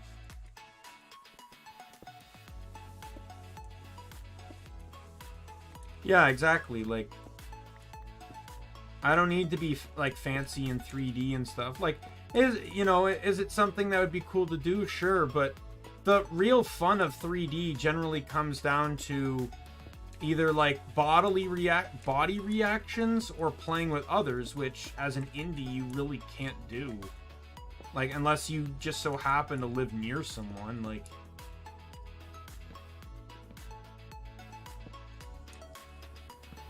The only issue I have with my 2D, and I don't know if it's been solved though. I had an issue with my 2D in the past where I think it might have just been a camera position thing. Yeah, the model would rotate based off the neck. So it wouldn't really go side to side so much. It kind of pivoted on the neck, but I think that might have been a camera placement. There's what I've been looking for. Or not necessarily looking for, but expecting. The spider spawner.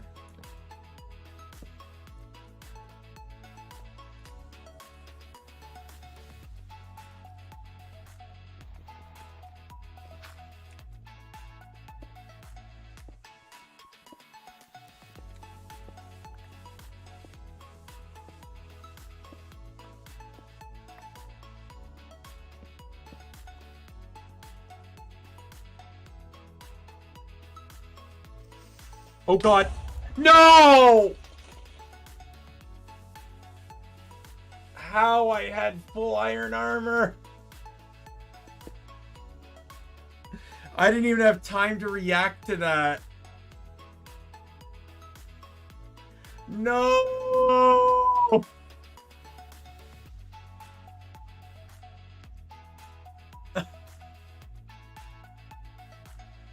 Oh.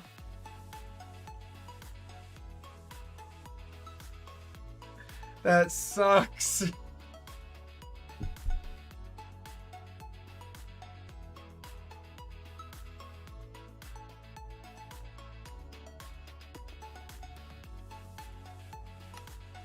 I did almost nothing. Is this gonna spectate off my body? You know what happened was I just kind of got greedy.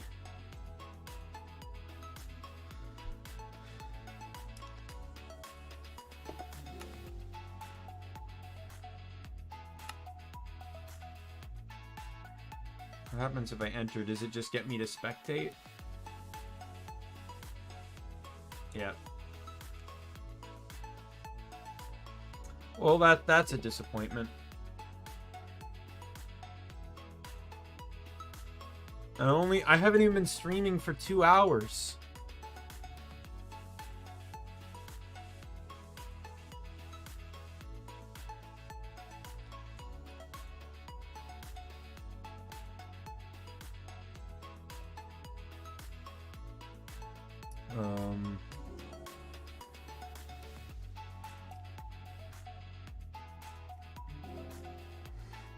I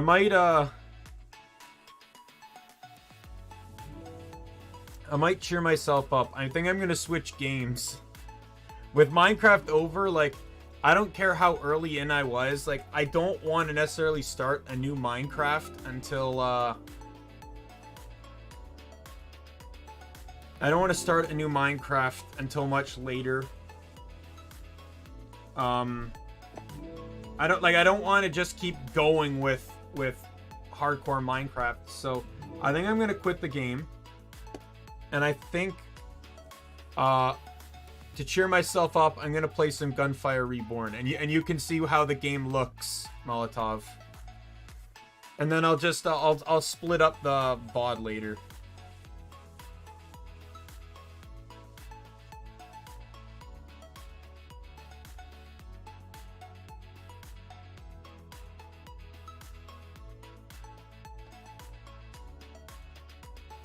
I do have to go into OBS though to I apologize for the black screen. I have all my game audio on on one scene all by itself.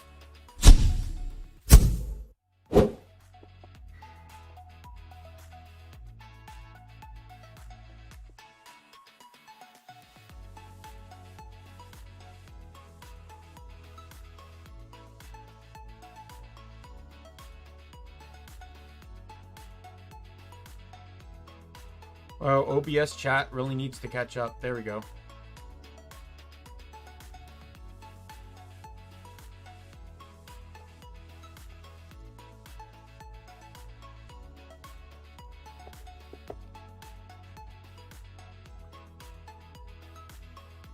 All right, so I only have 2 characters right now. So I have the Crown Prince, which is the character you start with. And then I have Aobai. They're Chinese names, and it really, I'm not the greatest at pronouncing them. So they each specialize in different things. He's explosive and dual wielding. He's energy, or he's kind of like elemental play. I'm gonna play him. So I already have a few traits bought. So they give me a little bit of an edge starting out. To be perfectly honest, can we agree that I had probably the most cliche Minecraft death to end it all? You're just sitting there and like the most cliche is an unseen creeper explosion.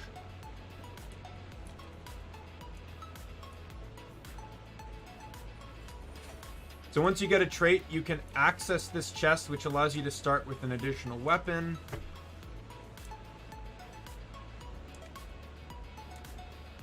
I'm going to pick Scorching Rounds because it's a pretty nice starting weapon. So when, you know, if you get this game, Molotov, there's actually, the game immediately starts you off with a tutorial, so it'll explain the basics.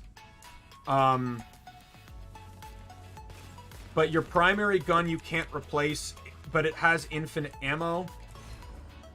I always use it to break every surrounding I have, because that gets you more ammo, more grenades, secondaries, whatever character you're playing.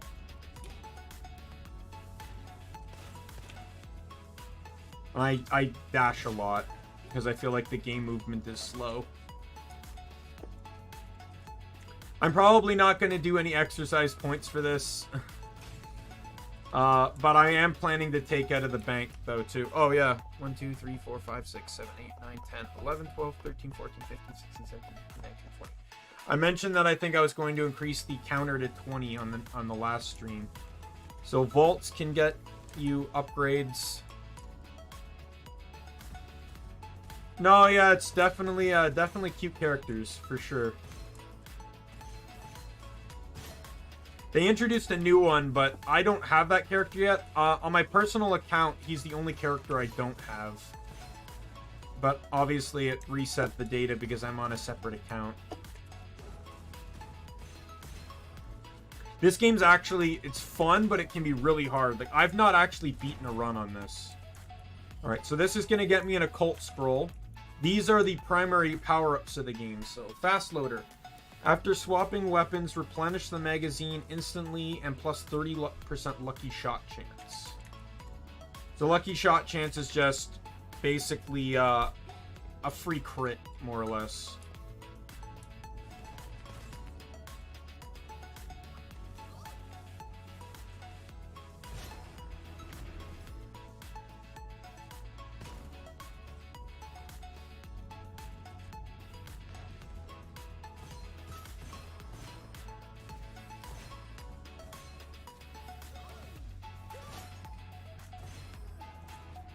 Oh.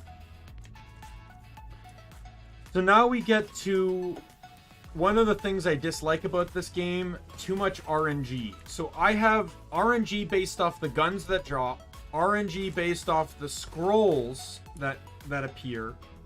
Then you have this. So each character has a trait menu. So this is the Crown Prince's trait menu. Despite having 18 traits to pick from, this thing will randomly select 3 of them, and you have to pick one of those to upgrade. I feel like there's too much random in the game. And I feel like that ends up hurting the game in the end because of... or, like, not necessarily hurts it, but it can make it harder because it's really hard to get a solid build going with what you're looking for.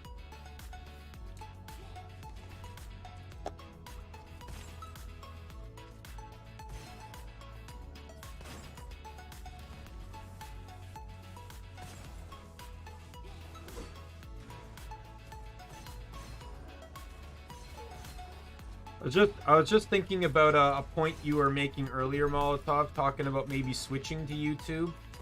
I will say, follow whatever decision you want, but it is a lot harder to get like the equivalency of affiliate status on YouTube. You need at least 1,000 subscribers and 4,000 channel views. So it's a lot harder to get anywhere on YouTube. So if you're gonna make that switch, make sure you're like, I don't really care about that kind of status really to me, but it, you know, it comes with being able to, you know, make money and stuff. So it does, you know, YouTube makes it a lot stricter on you. YouTube does give you better cuts though. Off a membership and super chats, they only take 30% versus Twitch's 50%.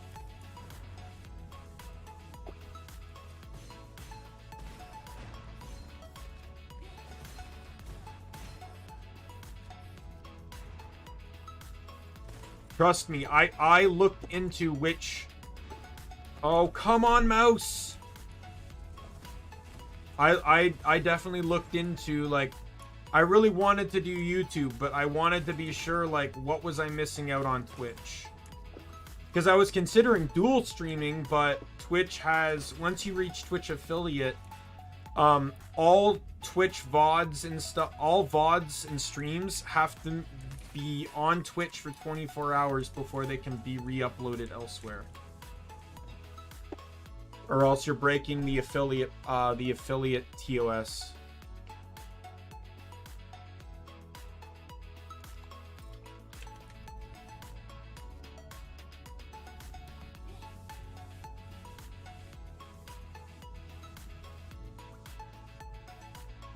Yeah, you know, If you're not in it to make money, I don't really think it matters. But if you want to make money, then Twitch, you know, it's easier to start on Twitch. But a lot of bigger, you know, streamers are switching to YouTube now. Like Alpha Gaming switched over, Ludwig just switched over. You know, there's a lot of bigger names switching over to YouTube now. And here's my theory as to why. I can't necessarily confirm whether or not it's true. It's my theory.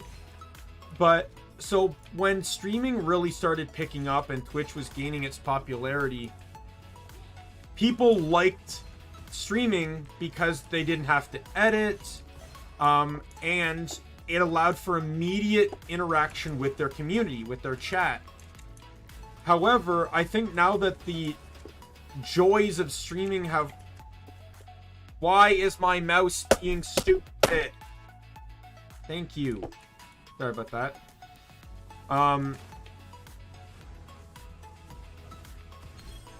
Oh, yay. There's still someone here. No.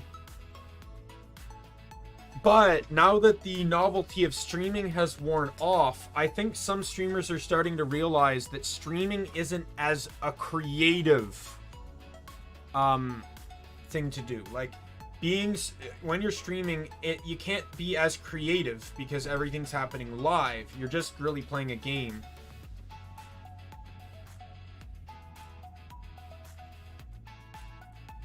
Right? And I think a lot of them switched because YouTube opens up a lot of opportunities for them in terms of being creative versus just being on Twitch.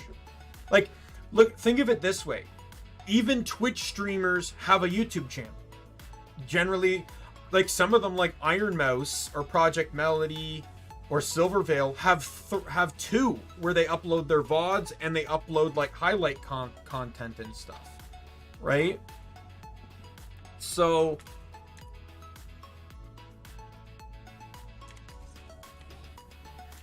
lucky draw. What's that achievement? Obtain a weapon with 2 or more exclusive inscriptions. All right. Yeah, and to be honest, while I'm not trying to influence you to switch at all, it'd be really nice to have, like, I mentioned eBay earlier, another one of Min's models. Like, she also commissioned Min. She's also on YouTube. And, you know, it'd be kind of cool to have, like, our own little, like, YouTube group, especially for when, like, raiding, you know, starts. Like, we have friends that we can raid.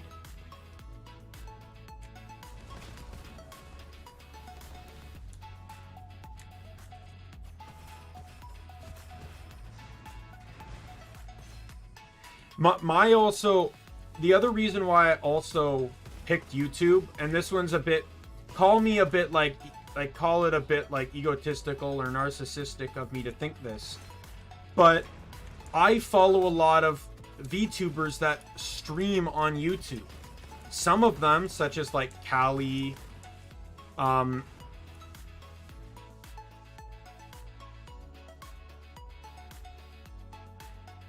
yeah. Callie, I know, has been known to show up in indie streams and stuff like that, and in all honesty, not all of them have Twitch channels. Not all of them are even on Twitch.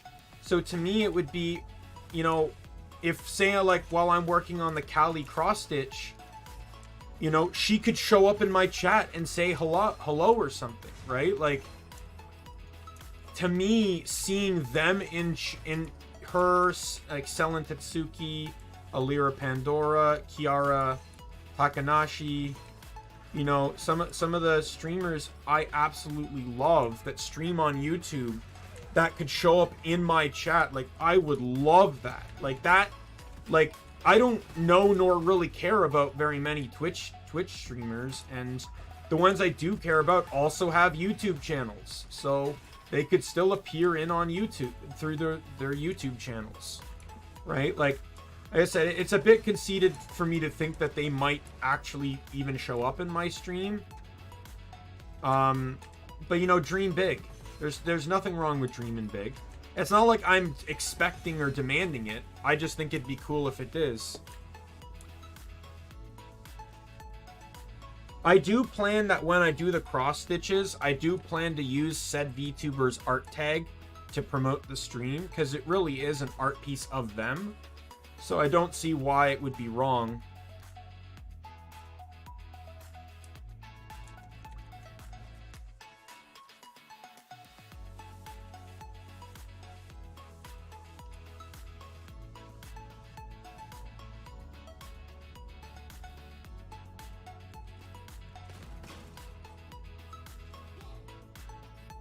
But like there's clips of like Callie showing up in some people's streams, and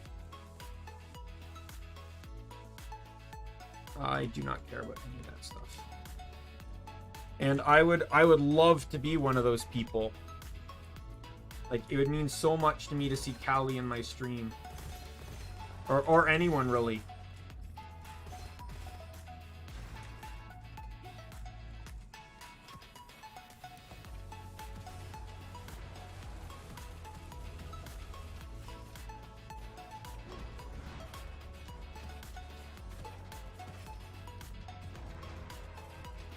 Alright, so we got an elite here. Elites are like mini bosses. They can be pretty tough.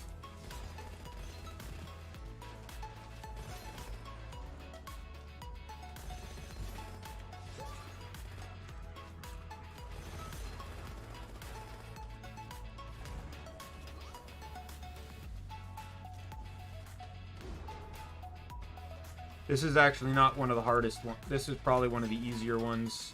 Because he only has a health bar. He doesn't have armor or shield or anything. You just have to get by the shield.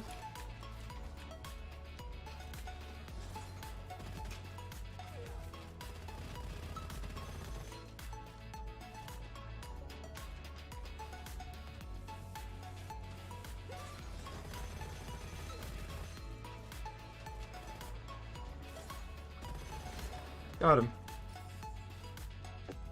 Yeah, but that's just my whole 2 cents on things. Like, to me, YouTube has been like a home to me since I made my account in 2011 or 12. I still remember the first person I subscribed to. I still remember the first video that made me get an account.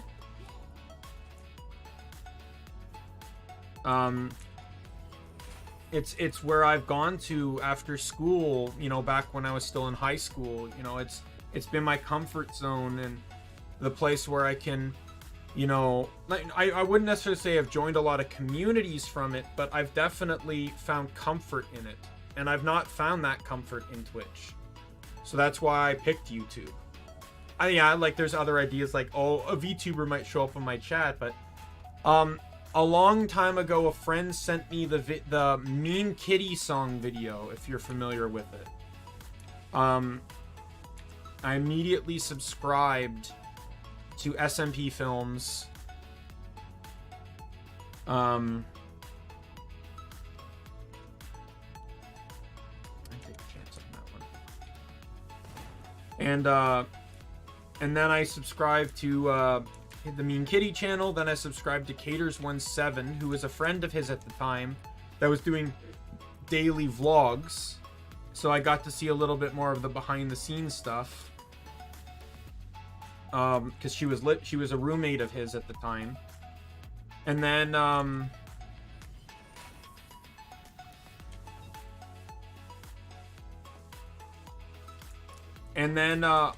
my cousin introduced me to Minecraft, and then I found Paul Soares Jr. And then Lucklin Minecraft Workbench, or Lucklin from Minecraft Workbench at the time, anyways. And then I found members of the Creatures, and it just kind of spiraled from there, like who I found and who I enjoyed watching and all that sort of stuff.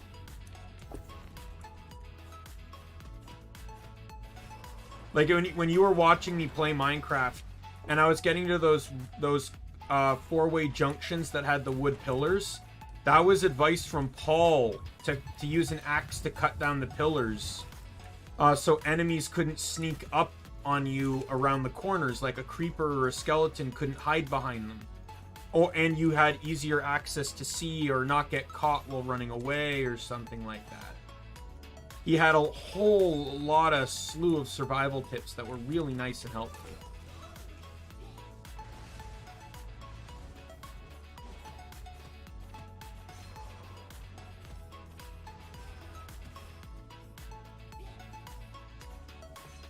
The Mean Kitty song though, like that's a YouTube classic. That's a 2006 video right there.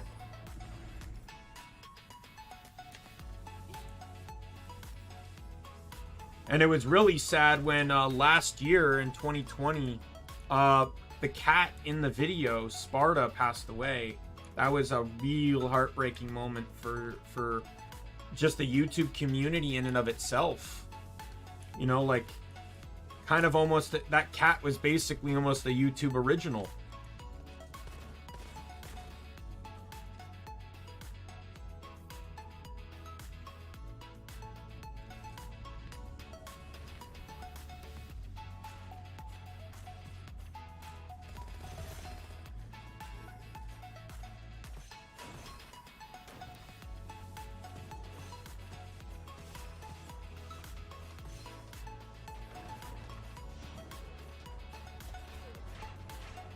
No, it's a different cat. This was that's Keyboard Cat. This was a cat that he basically the way Corey, you know, he's the guy behind SMP Films, explained it. He had just moved into an apartment and he really wanted to show the apartment to some friends. So he had this really crazy idea to write a song about how his cat behaves and just shoot it around his apartment to show it off. And the video just went viral.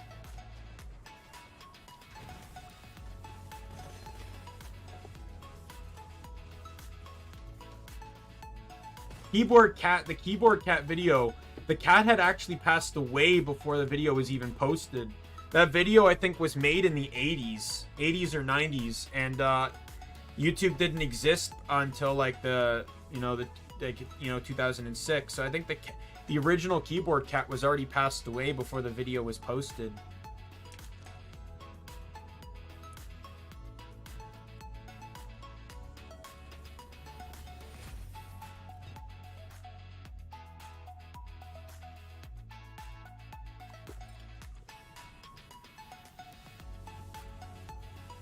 Yeah, the Mean Kitty song.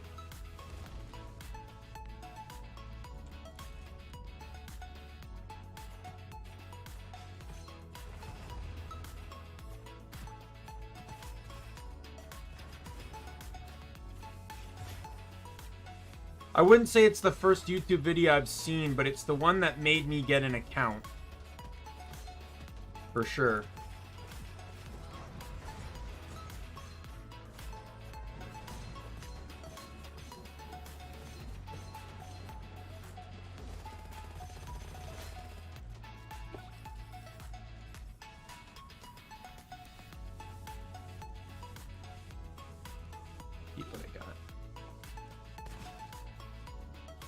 It's a YouTube classic, I'll tell you that. You'll enjoy it. If you've ever owned a cat or know someone that's owned a cat, the entire song will make sense to you. Like in a laughing, funny way.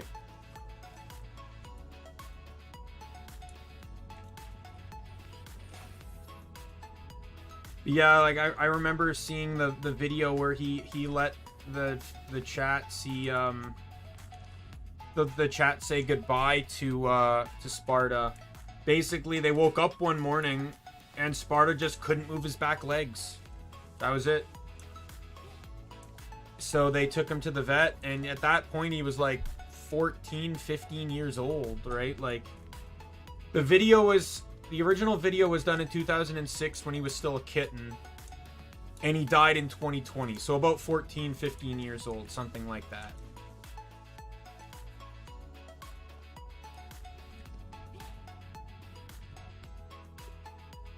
Yeah, the saddest, like, not to talk about cats dying on stream here, but the saddest cat death I've ever seen. So two of my favorite YouTubers, Steven George and Mallory George. Between the two of them, they own 3 YouTube channels. So Mal has a painting channel where she paints incredibly beautiful video game artwork. And then Steven has two channels. Steven Plays, where he plays games, and Steven Vlog, where he does daily vlogs. He's done daily vlogs every day since November 2009. He has just passed his 12-year anniversary of doing daily vlogs. So if you want to talk about dedication, that's dedication. To film your life every day for 12 years. However, in 2012, they adopted two kittens. Kittens would be known as Sagan and Kepler. You came to enjoy and love these cats for, you know, every day on the vlog. You know, these cats were there, a joy to see, and everything. And then in February 2020, the tragedy struck. Sagan was feeling sick, took him to the vet, and discovered a tumor had ruptured in his stomach. They had to put him down. So this cat that you saw for basically his whole life for 7 years. Yeah. I'm good though. Triple comeback in its best. This cat that you saw and you loved for 7 years. Well, there's the second triple comeback. Like, the community was heartbroken. Steven and Mal, they were like almost depressed for like 2-3 months straight. It was so huge. Oh, I've unlocked the golem now.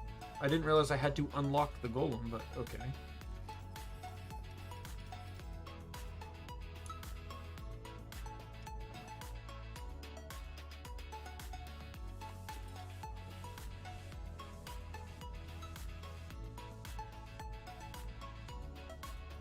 But yeah, those that, you know, that's definitely, and you know, the other cat, Kepler was basically heartbroken. They were saying he was walking around the house trying to find Sagan, you know, not realizing Sagan wasn't coming back. Like, that was truly heartbreaking. And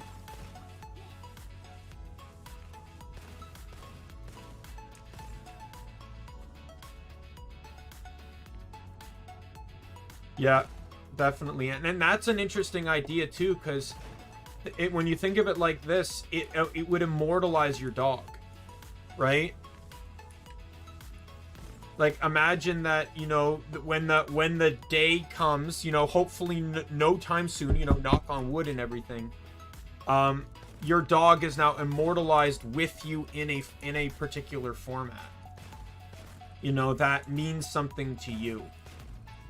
And that would, I feel like that's, you know, that would be a true way to keep going. It would encourage you to stream every day, because it would be like, hey, you know, if I stream today, I get to see my dog, you know, that kind of thing. On to the next area. I'm kind of surprised I've done this well so far.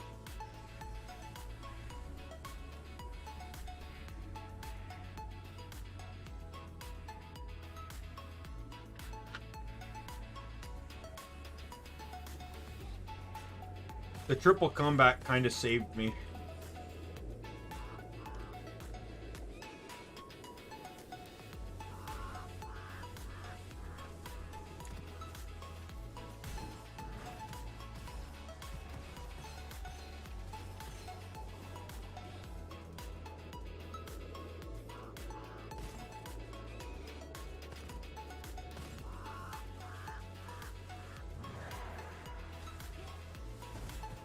My thing is I don't know about my character here, but the other characters I have in my story, they all have transcended modes.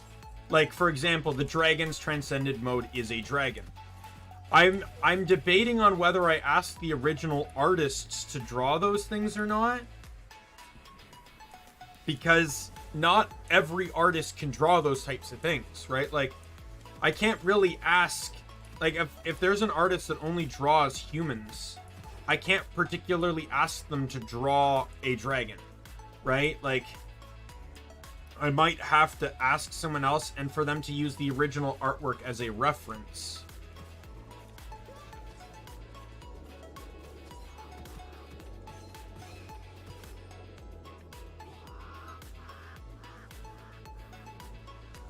But there's some that are easier to draw. Matter of fact, if I count out, like, let's factor in all the dragon and the knights. Out of all of them, you know, when you're factoring in superhuman powers,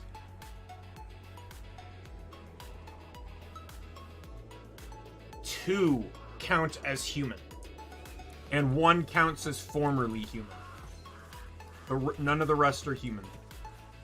At least not by the definition of what their race is. Their race or species or whatever. They may look human, but it doesn't necessarily mean they are human.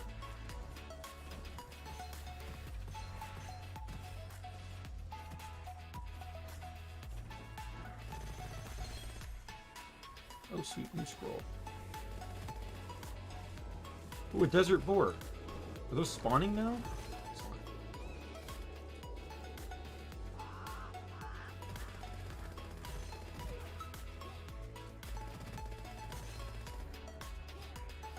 Oh, all enemies turn into desert boars.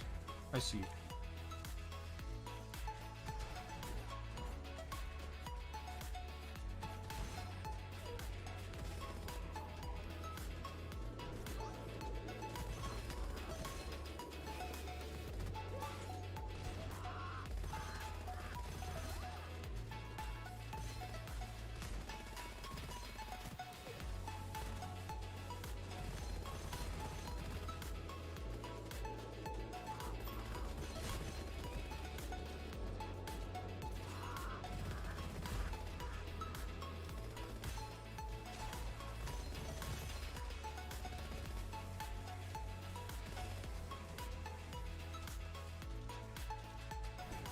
Yeah, I'm like, I got one of my commissions back that allow me to start working on the audio skits. I just need to spend some time with a voice changer, but like, this is why I haven't booked anything for December, because I'm just still so tired from work.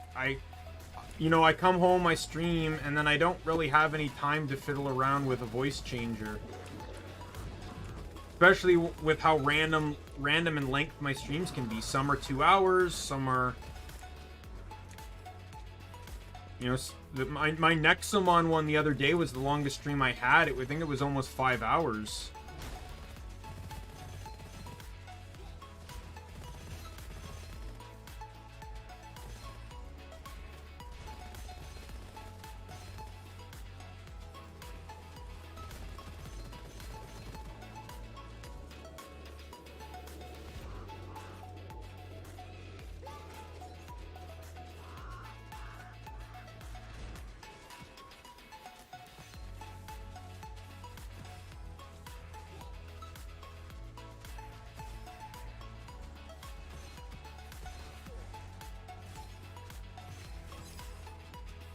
Why not?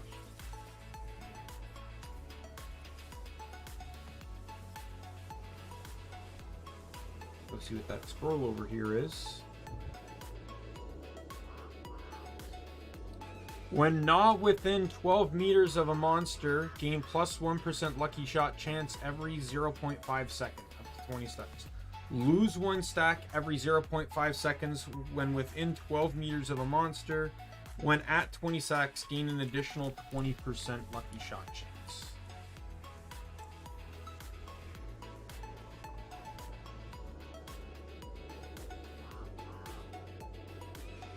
But I'm just excited for, like, you know, I've always kind of wanted a creative outlet, and I found it here with YouTube and with being a VTuber. I can basically do both things and not look like a complete fool. At least, you know, hopefully. And I get to make friends along the way. You know, I get, you know, it's a lot of people that are friendly but don't really know how to make friends, and then it just make, you know, those are the types of people you want to be friends with, because they're the ones that, you know, generally, you know, appreciate your friendship more. You know, I'm the type of person where I'm not the guy that will necessarily go and just start talking to strangers, but once I get to know someone, I may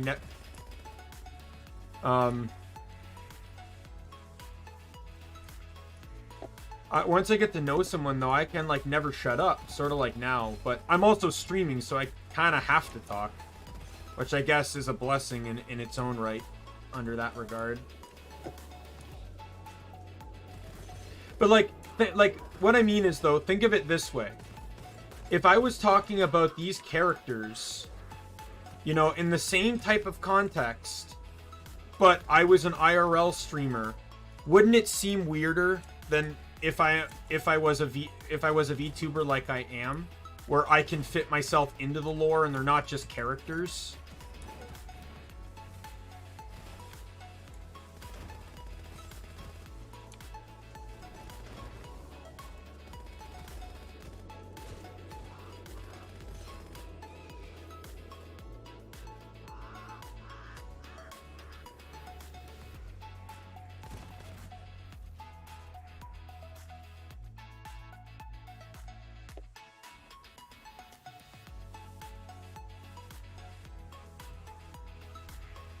Like, I feel like my,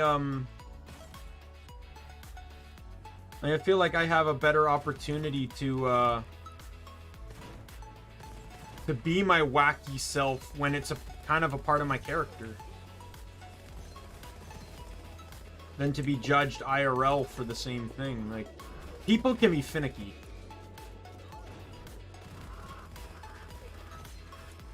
Like, let's not get into the bad side of finicky, but people can really pick and choose what they do and do not like. Plus, as a VTuber, because you're like, I don't know if you'll know this song. So there's a band called 3 Days Grace, and they have a song called Anonymous. And it's a song I feel like really hits the internet culture, where the chorus is, we get by in a world with no conscience by shouting it out and being anonymous. And the problem is that you're just like me. And I really feel the meaning of those lyrics, because that's literally the world we live in. You know, we feel like we can say and do whatever we want because we believe we're anonymous. You know, a username doesn't necessarily have to be who you are, and it can hide your anonymity.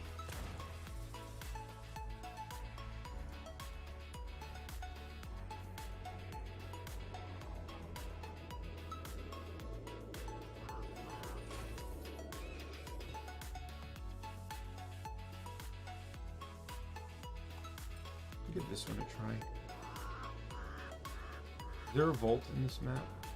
In this room?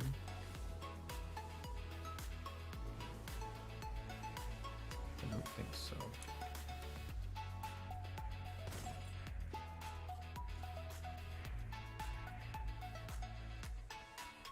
Well, it's a much better lesson than the newest 3 Days Grace song. So-called Life. Where the lead up to the chorus is, what a time to be alive. Such a waste of fucking time. And then it kicks into the lyrics, the chorus, which is, how is it?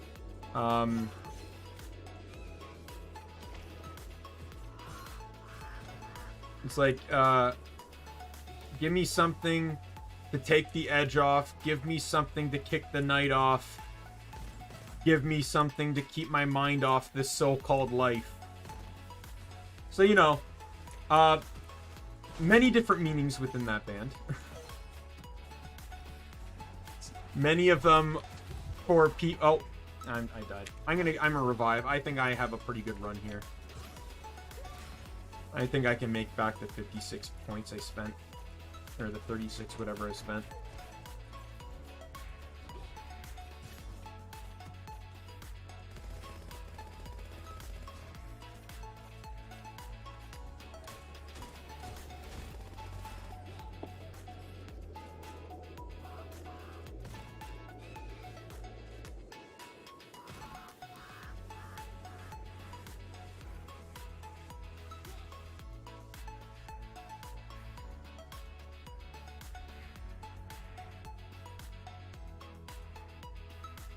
Definitely not worth it.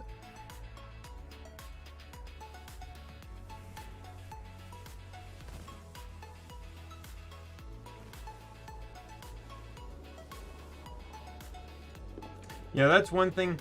I'd call it a real stretch goal, but I would like to learn to sing, because I honestly, even if just doing karaoke, I would like to be able to actually sing songs well. Like, I can't sing for the life of me. But I you know, the idea of an original song would be nice too.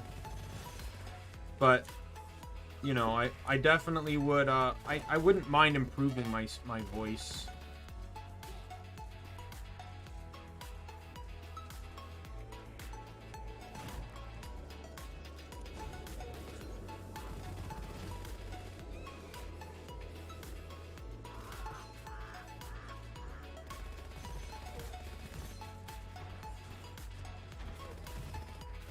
Oh, come on. I don't have a choice but to quit. Well, that was that. Did not make it very far.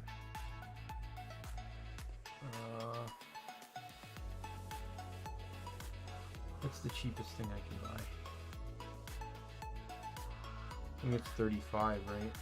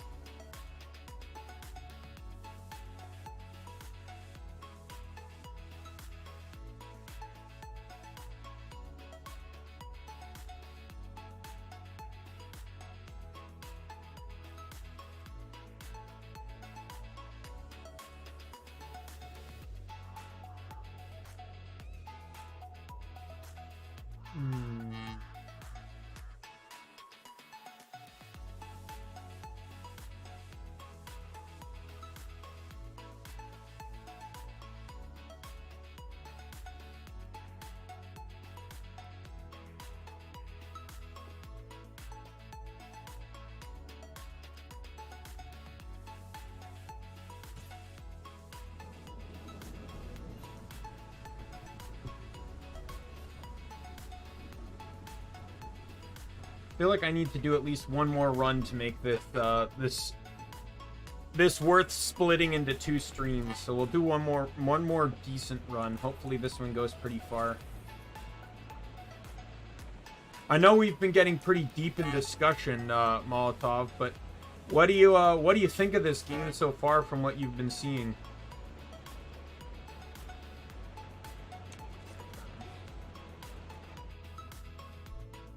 I know it's not on console yet, but I think it's planning to come to console next year.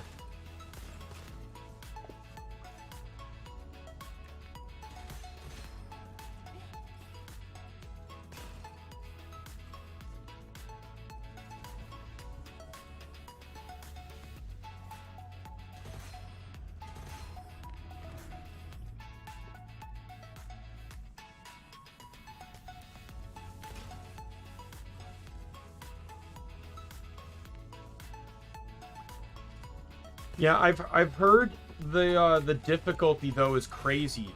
So one player is okay, 2 players makes it kind of easy, 3 players it gets harder, and 4 players it's like almost impossible. Like 4 players, apparently the enemies have 7 times the health. I was watching some of the girls from Nijisaji En were actually playing it before this stream. It was Selen Tatsuki, Alira Pandora, Rimu, and Nina were all playing it.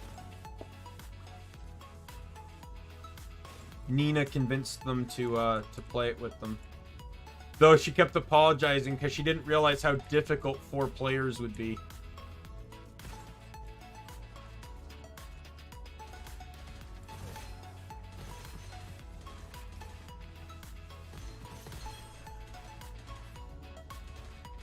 Oh, Yin Yang, that's an excellent scroll.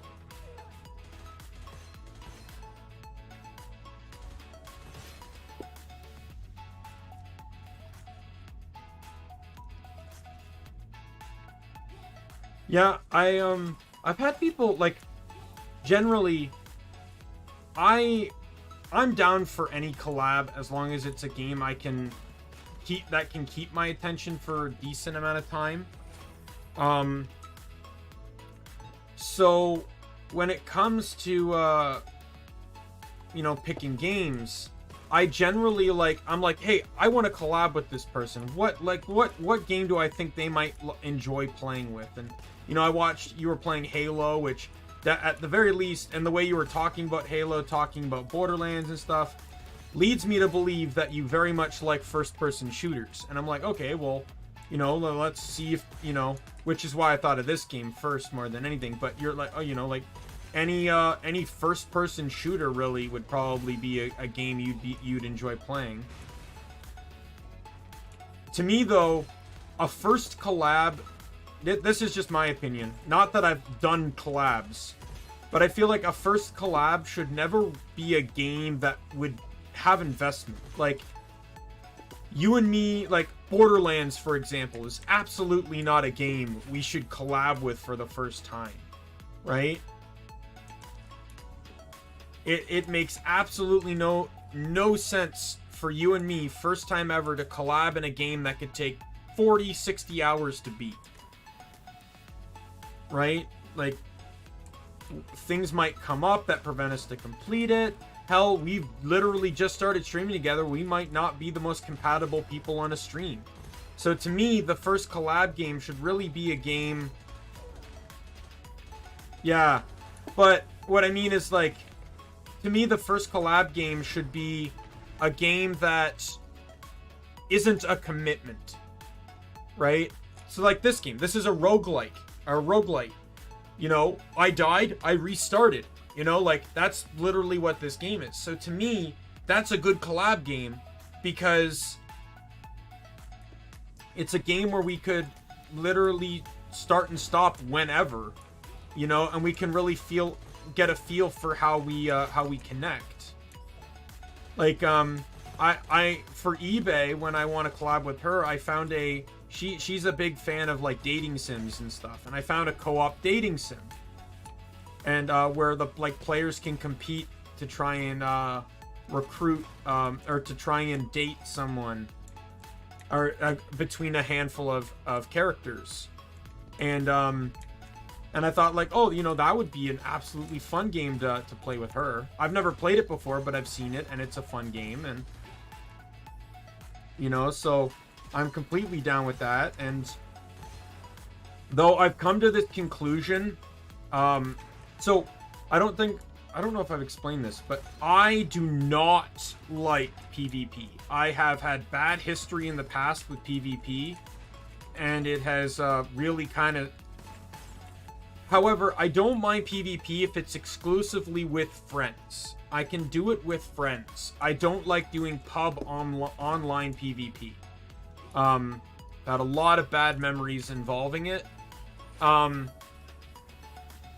However, so, you know, I've not played any games like Fortnite or any of those Battle Royale style games. However, I feel like as a VTuber, I'm contractually, yeah, but I feel like I'm contractually obligated to own Apex Legends. I don't know why, but it just feels like as a VTuber, that's like part of the deal. Is that once you're a VTuber, you have to own Apex Legends. And possibly play it 3 times a week.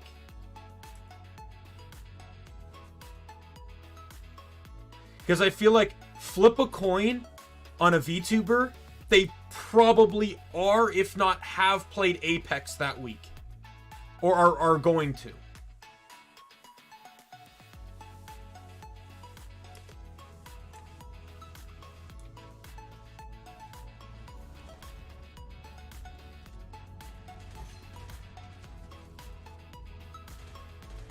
Like, I wouldn't mind playing Apex, but I'd want to play it with people.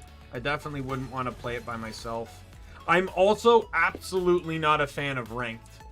If I'm going to play PvP, I'm not at all interested in rank.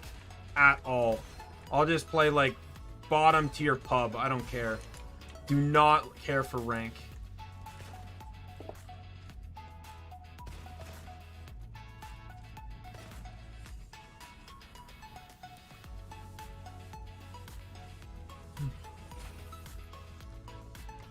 This is funny though, because I did used to play Smite, and I actually quite enjoyed playing Smite, even by myself.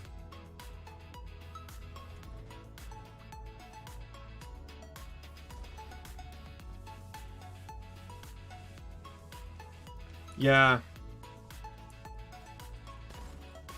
There's another VTuber friend I've been chatting, or new friend that I've been chatting with. She's the only one that has not been associated with Min in any way. That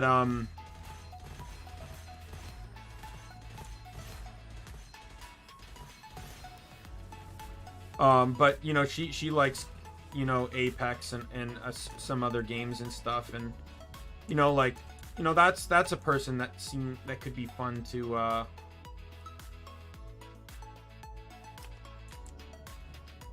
collab with. Like someone that can help me learn the ropes and stuff.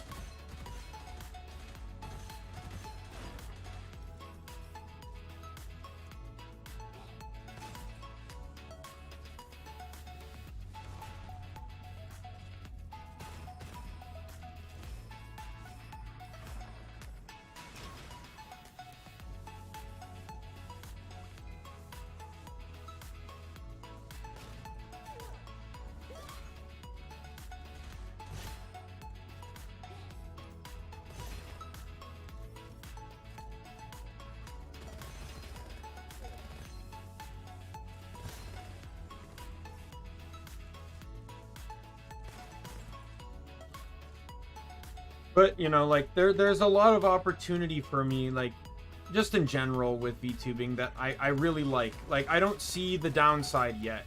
I'm sure there's going to be one, but I don't see it yet. You know, I enjoy...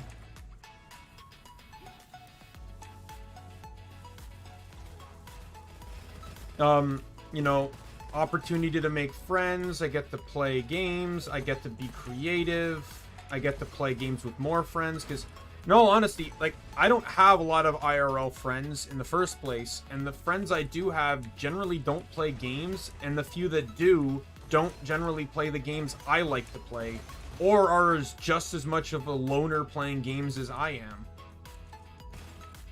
So they generally also just kind of play by themselves.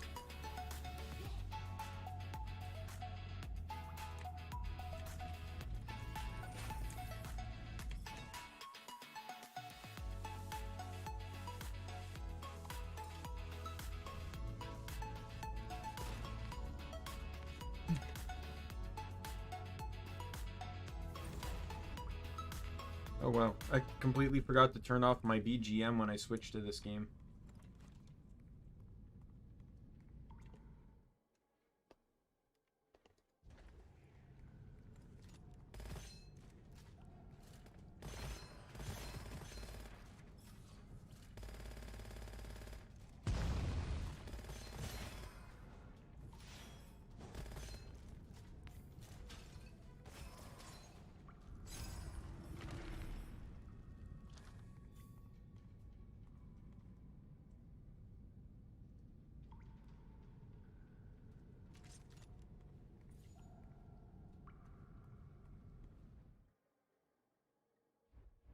I'm gonna take the shot. What did I get? Cursed magazine.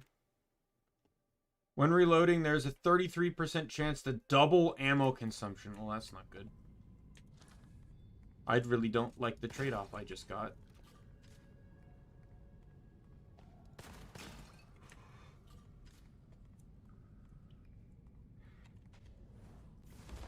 Yeah, I can definitely tell you this is going to be my last run.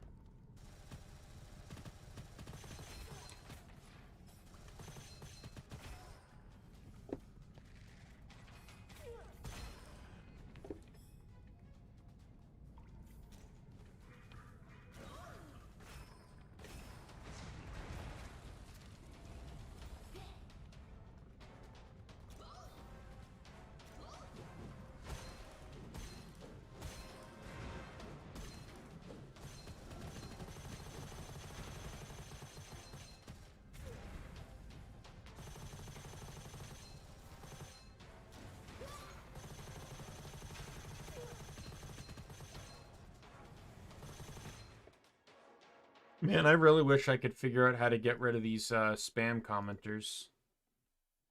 They all say different things, so it's hard to catch them with like a bot or something. Without like copying and pasting them all into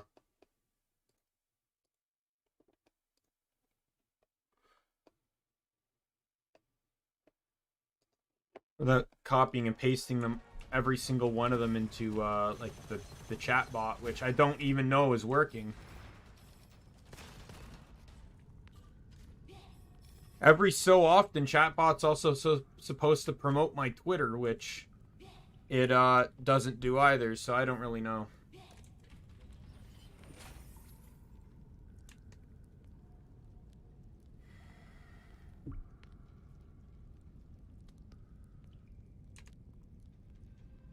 To be perfectly honest, Twitch has had a lot more issues than just bots typing nonsense in terms of what a bot can do.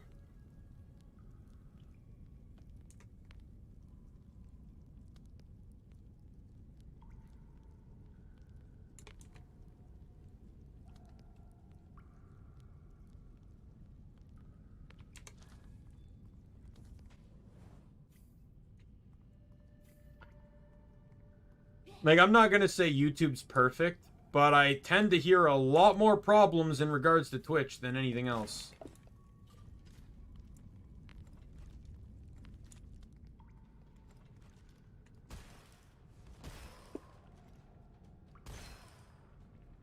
But granted, YouTube's had its own hate problems as well, so the whole Kiru Koko situation basically isolates that one down to a T as well.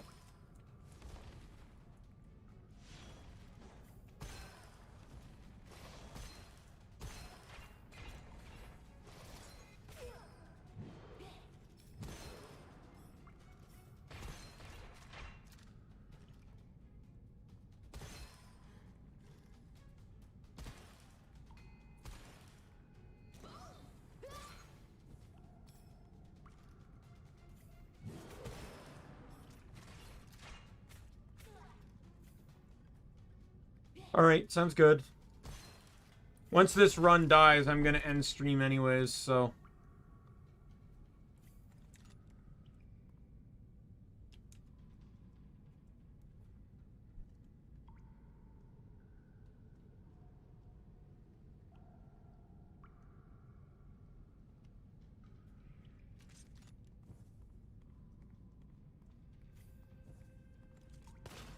we'll just see how long this stream can go. Or this run can go.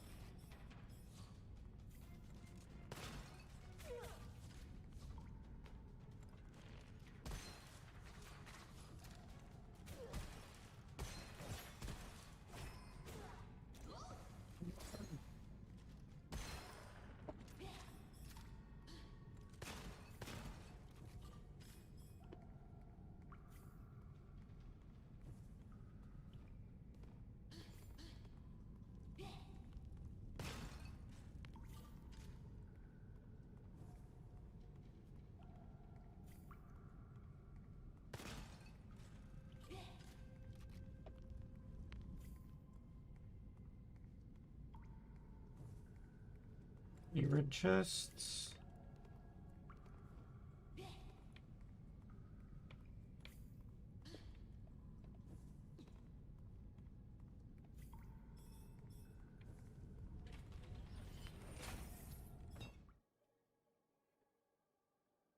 Uh, 2 more seconds, freeze. Sounds like a good decision. Oh, I'm fighting the golem. Sweet, new boss. Now, I've fought this guy before on my previous account, but...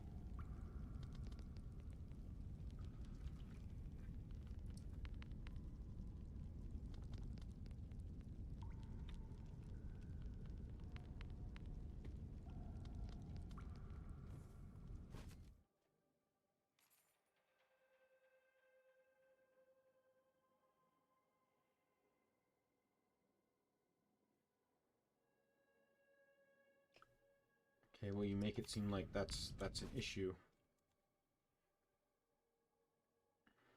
No.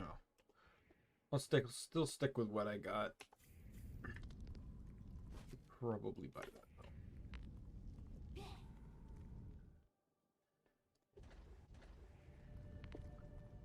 though. Alright, Golem is a bit of a tricky one.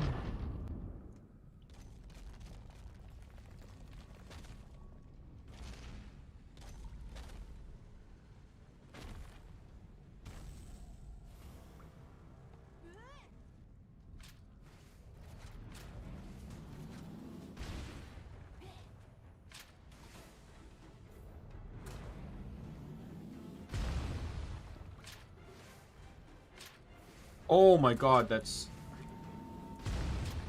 kind of a bit of a lot of damage. Not gonna lie. Goodbye. Well, concealed ammo is just as powerful as ever.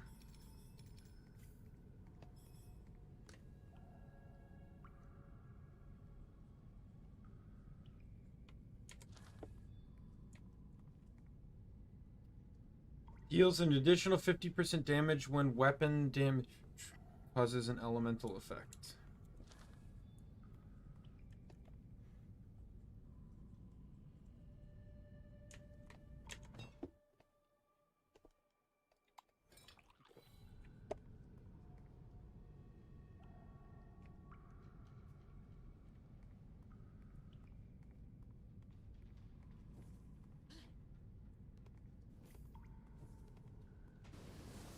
Kind of preferred that fight over the other guy.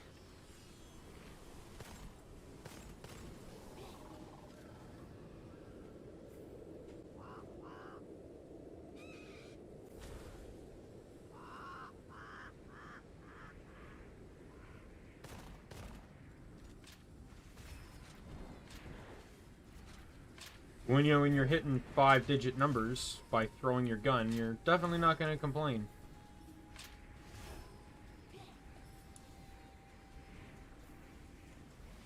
Ooh, I should also mention Molotov. This is an indie game, so it's actually going to be pretty cheap. I think it's only like $20 or $30, and that's Canadian, so that's going to be less for you. Because I have to pay like, what, like 30% more?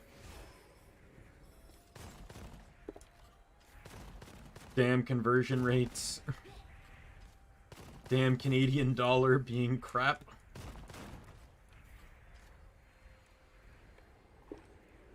I'm sure it probably could run on your laptop. You can look at the requirements. You might have to lower the settings a little bit, but I'm sure it probably could.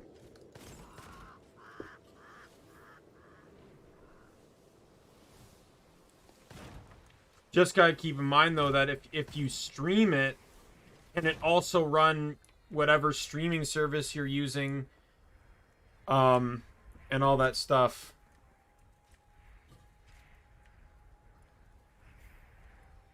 Like, let me check it on Steam right now. Currently, right now on Steam, it is $22.79 Canadian, which converts to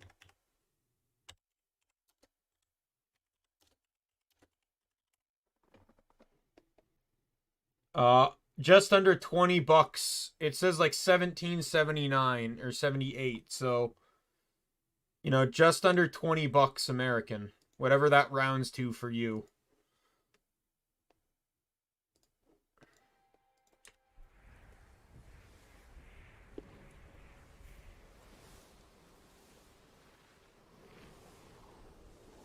Like, for a game that currently is rated overwhelmingly positive on Steam, and a game that's roguelite, so you're gonna keep playing it, $20 I think is a deal. Like, you know, no offense to Halo, and as long as the games may be, most people will spend $80 on the game and probably not play it again. Right?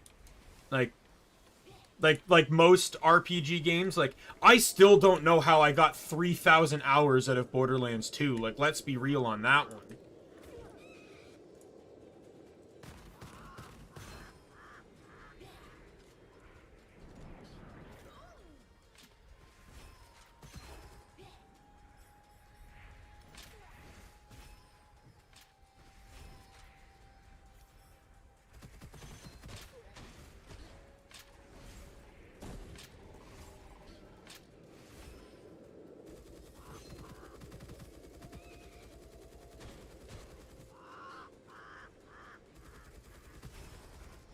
Yeah, on Steam, Borderlands 2 is my most played game. Borderlands 2 at 3,000. Like, now that's on Steam. Like, I have 10,000 in Guild Wars 2.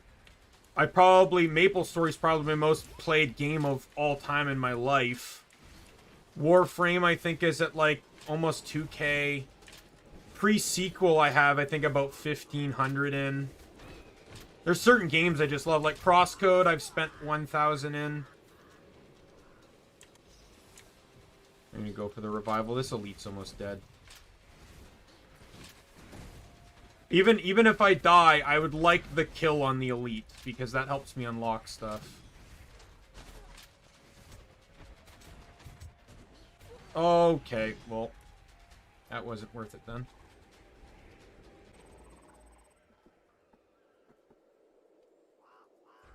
I haven't played MapleStory in years, probably since 2015.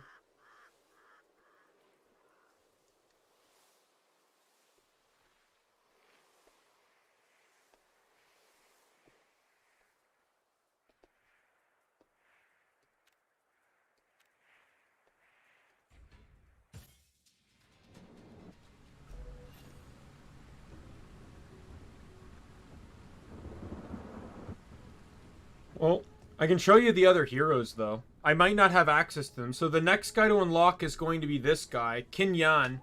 He's my favorite character. He specializes in close range, specifically in the usage of, like, shotguns and stuff. Then you have this guy here, Lei Lao. Focuses on electric damage and sniper rifles. Then you have the only girl of the crew, Tao, who specializes in melee combat. Then you have Qian Sui, who I have not played yet. I've not unlocked him. But it seems he specializes in water, and which isn't really an element in this game, but I imagine he probably plays like the role of like a brute enforcer.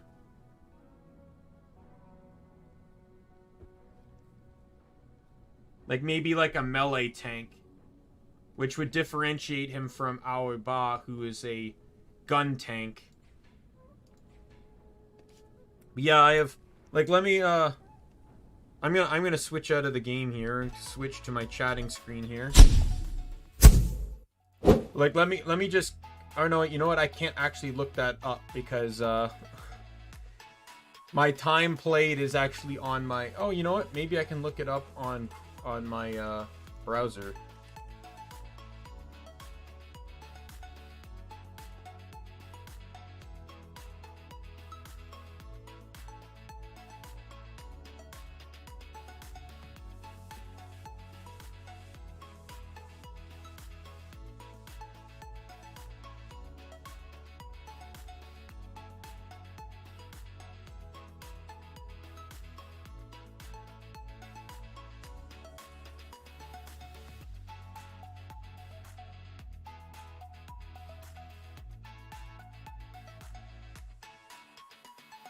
I don't know if I can, Wow,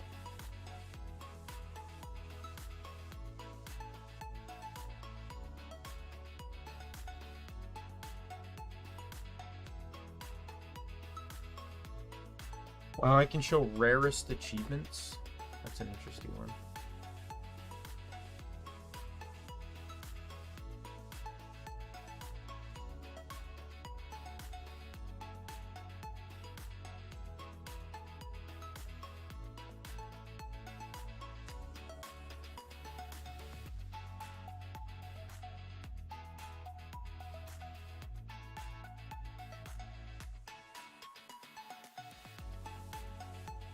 I don't think I can check it,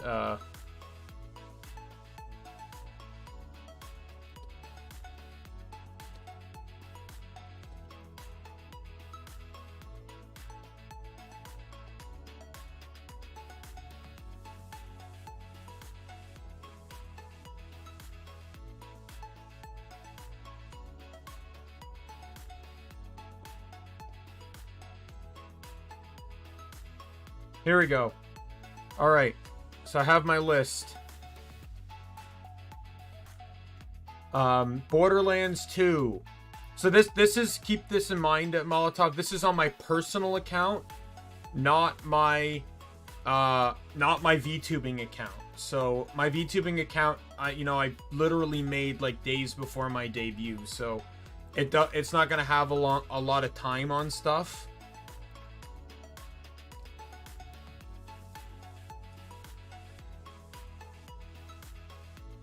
Just minimize this so I can.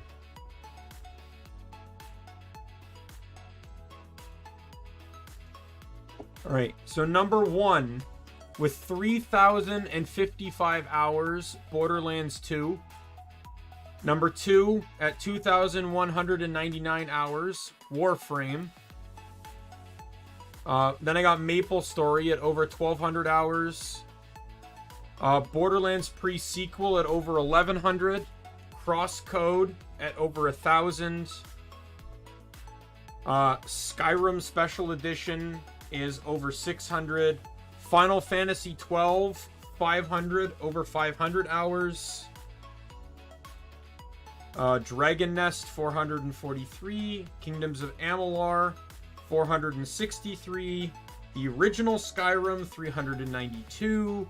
Monster Hunter World, 386. Killing Floor 1, over 300. Warframe actually has new DLC coming out next week. Or this week. The new war is starting. The next story point that people have been waiting years for. And then Killing Floor 1 at over 300. The original Kingdoms of Amalur for 250. Gunfire Reborn, 200. And it kind of goes down from there. Oh, Biomutant is 170. That's pretty good. I got 126 and Wise 9. I did not think I spent that much time in that game, but I'm not surprised. Fantastic game. Yeah, definitely. But yeah, there's definitely some games like if you I want to do a full 4-person playthrough of the Borderlands franchise. That's one thing I want to do with a consistent group of players. You'll find if you ever play Borderlands 2 with me, or even pre-sequel to an extent, and 3, not so much 1 because I've only beaten 1 once. But I have pathing in Borderlands 2. Like, I follow a set path, a set course. I know how to skip dialogue to speed up the process of quests and the main story and stuff. Like, I know how to push through that game. I really know how to push through that game. I know how to save time. Like after Sanctuary gets warped away, you can go to the Caustic Cavern. There's quests for it, but there's also a quest later in the game that sends you there. So I wait till that quest so I can complete Caustic Cavern in one shot, right? So like I minimize my travel so I don't have to unnecessarily travel too much.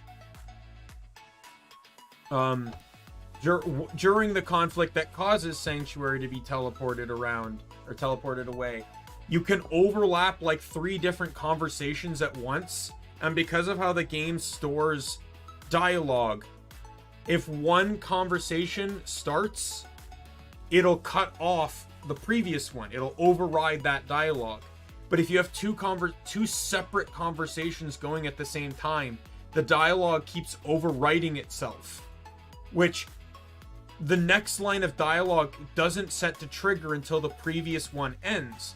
But since it's getting interrupted, it ends early, forcing it to skip to the next dialogue, which causes it to skip the second conversation's dialogue, and you can just speed through the whole thing so much faster. Because there's a lot of physical trigger points that don't occur until dialogue, but the dialogue needs to be said first, so you can use the 2 conversations to skip through all the dialogue. It's actually really cool with how you do it. You can do the same thing in pre-sequel, But pre-sequel, it's easier because you have an infinite use echo log that you can keep spamming to interrupt dialogue. But anyways, I think I'm gonna call it here. I gotta spend some time in the editor so I can split up these two streams. And then I gotta highlight the death and upload that to YouTube and Twitter. Because nothing says hardcore Minecraft like death. I'm a little upset it happened this early. Like, I didn't even get to find Diamond. I'm a little upset I didn't get to find Diamond. However, I just remembered I gotta do my exercise. So, Molotov, I don't know if you want to join me, but you can definitely watch my suffering, at the very least, if you decide to do that. I think today I probably will do some push-ups and sit-ups.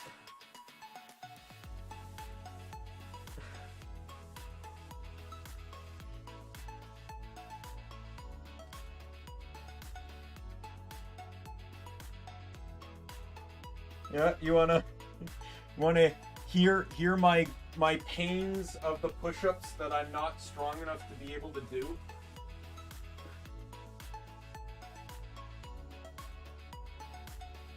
I want to make sure I do this because I don't want to keep adding to the backlog. Yeah. Fair enough, fair enough. Last thing you want to do is do push-ups next to the knife block or something like that. I'm in my tiny bedroom, so I barely have room to do push-ups in the first place. But here we go. So my counter is 24. I want to pull out of the bank, but I also know that I'm not necessarily physically capable of doing too many push-ups. So,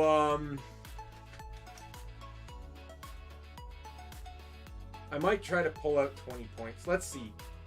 We'll aim for 34 at the very least so I can pull out 10. Alright, here we go. Yeah, like, I have to do push-ups from the knees. I don't have the strength to do standard push-ups. I have to do them from the knees. Until I can get that kind of arm strength, that's what I'm doing. Alright, my arms are already shaking. Here we go. 1, 2, 3, 4, 5, 6, 7, 8, 9, 10.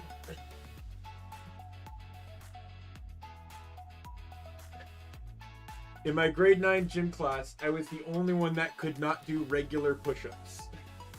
I had to do them from the knees. I've never been blessed with upper body strength.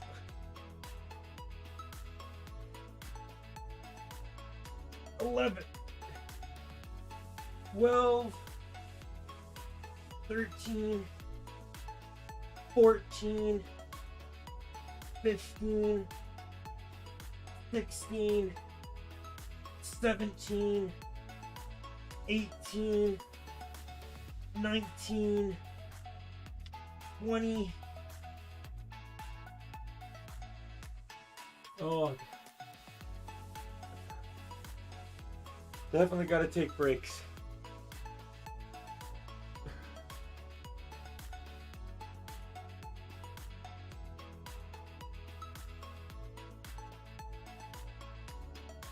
Fair enough, fair enough. Yeah, I kind of look at me and my sister, and while my sister's not like, I wouldn't describe her as like butch or manly. My sister definitely got the better physical frame than I did. She's a lot stronger than me, just naturally so, I would say.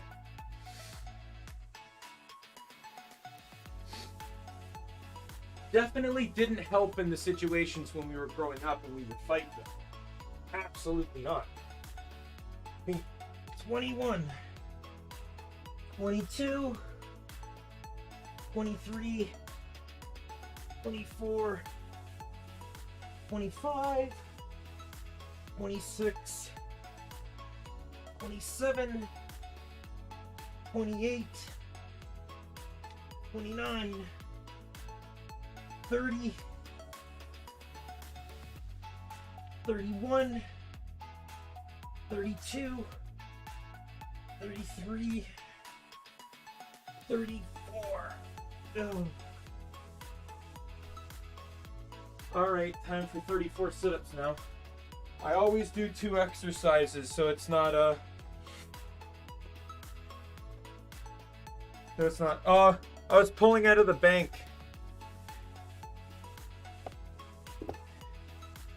So I don't want to have to keep adding to the bank. So I can go in here. I can modify this to 40 now. It'll change on stream in a second. There we go.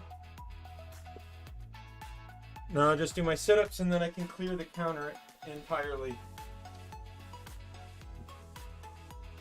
Well, this at the very least frees up a slot for maybe some more like Gunfire, something like that. I'm really trying to progress in Gunfire, but I might want to try some more one-shot games. Like, I would really like to play One Finger Death Punch on stream, which is a game that is as awesome as it sounds, not gonna lie.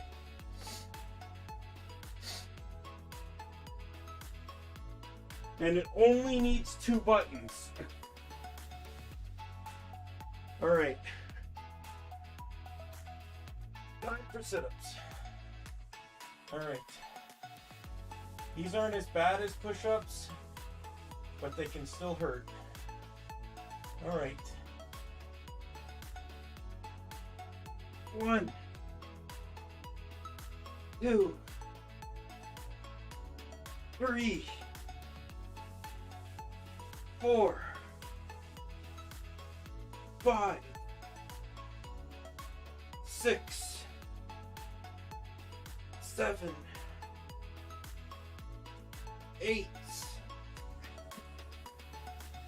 9, 10, 12, or 11, 12, 13,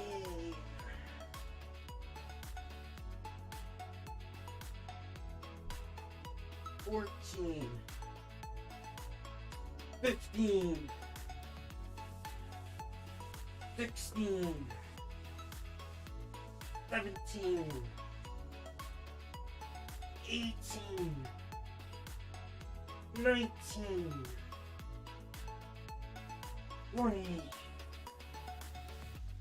21, 22, 23, 24, 25, 6, 27, 28, 9, 30,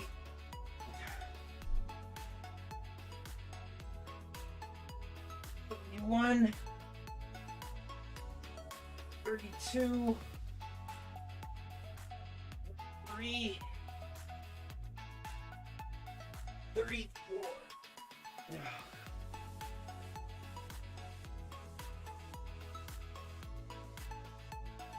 No.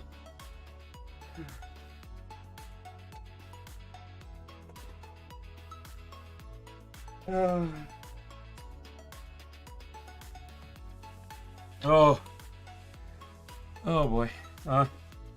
Reset my counter here. There we go. Oh boy. I can feel the burn.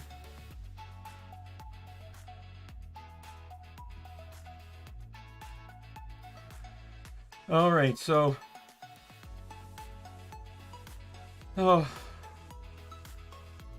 well, at the very least, I kind of figured Minecraft was going to end quickly, which is why I only saved it for one slot a week.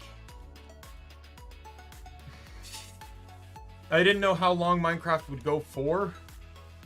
So, honestly, this was, I think, the 4th Minecraft stream, which I think is further than I thought I was going to get anyway.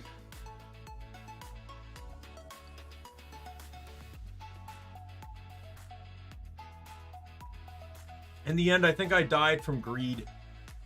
A couple times I was thinking if I should head back up with what I have, but I just kept searching and searching and searching, and oh, a little upsetting. All right. Now, for the closing spiel. Yeah, stupid creepers indeed. For the closing spiel that all content creators must give. Thank you for watching. My name is Daimien Kamiya, the Omni King. You can like and subscribe if you so choose to do so. You know, December's coming to an end. January is going to be when a lot of my content, I feel like, really begins and takes off. This is the 2nd game to have finished. The first being Bright Memory Infinite, which I really didn't think I would complete in 2 hours. But I definitely look forward to whatever game is going to replace this slot next week. Yeah, so this is Daimien Kamiya. I am signing off with my physical exhaustion. Thanks for stopping by, Molotov, and anyone else that will see this in the VOD future. All right. Bye.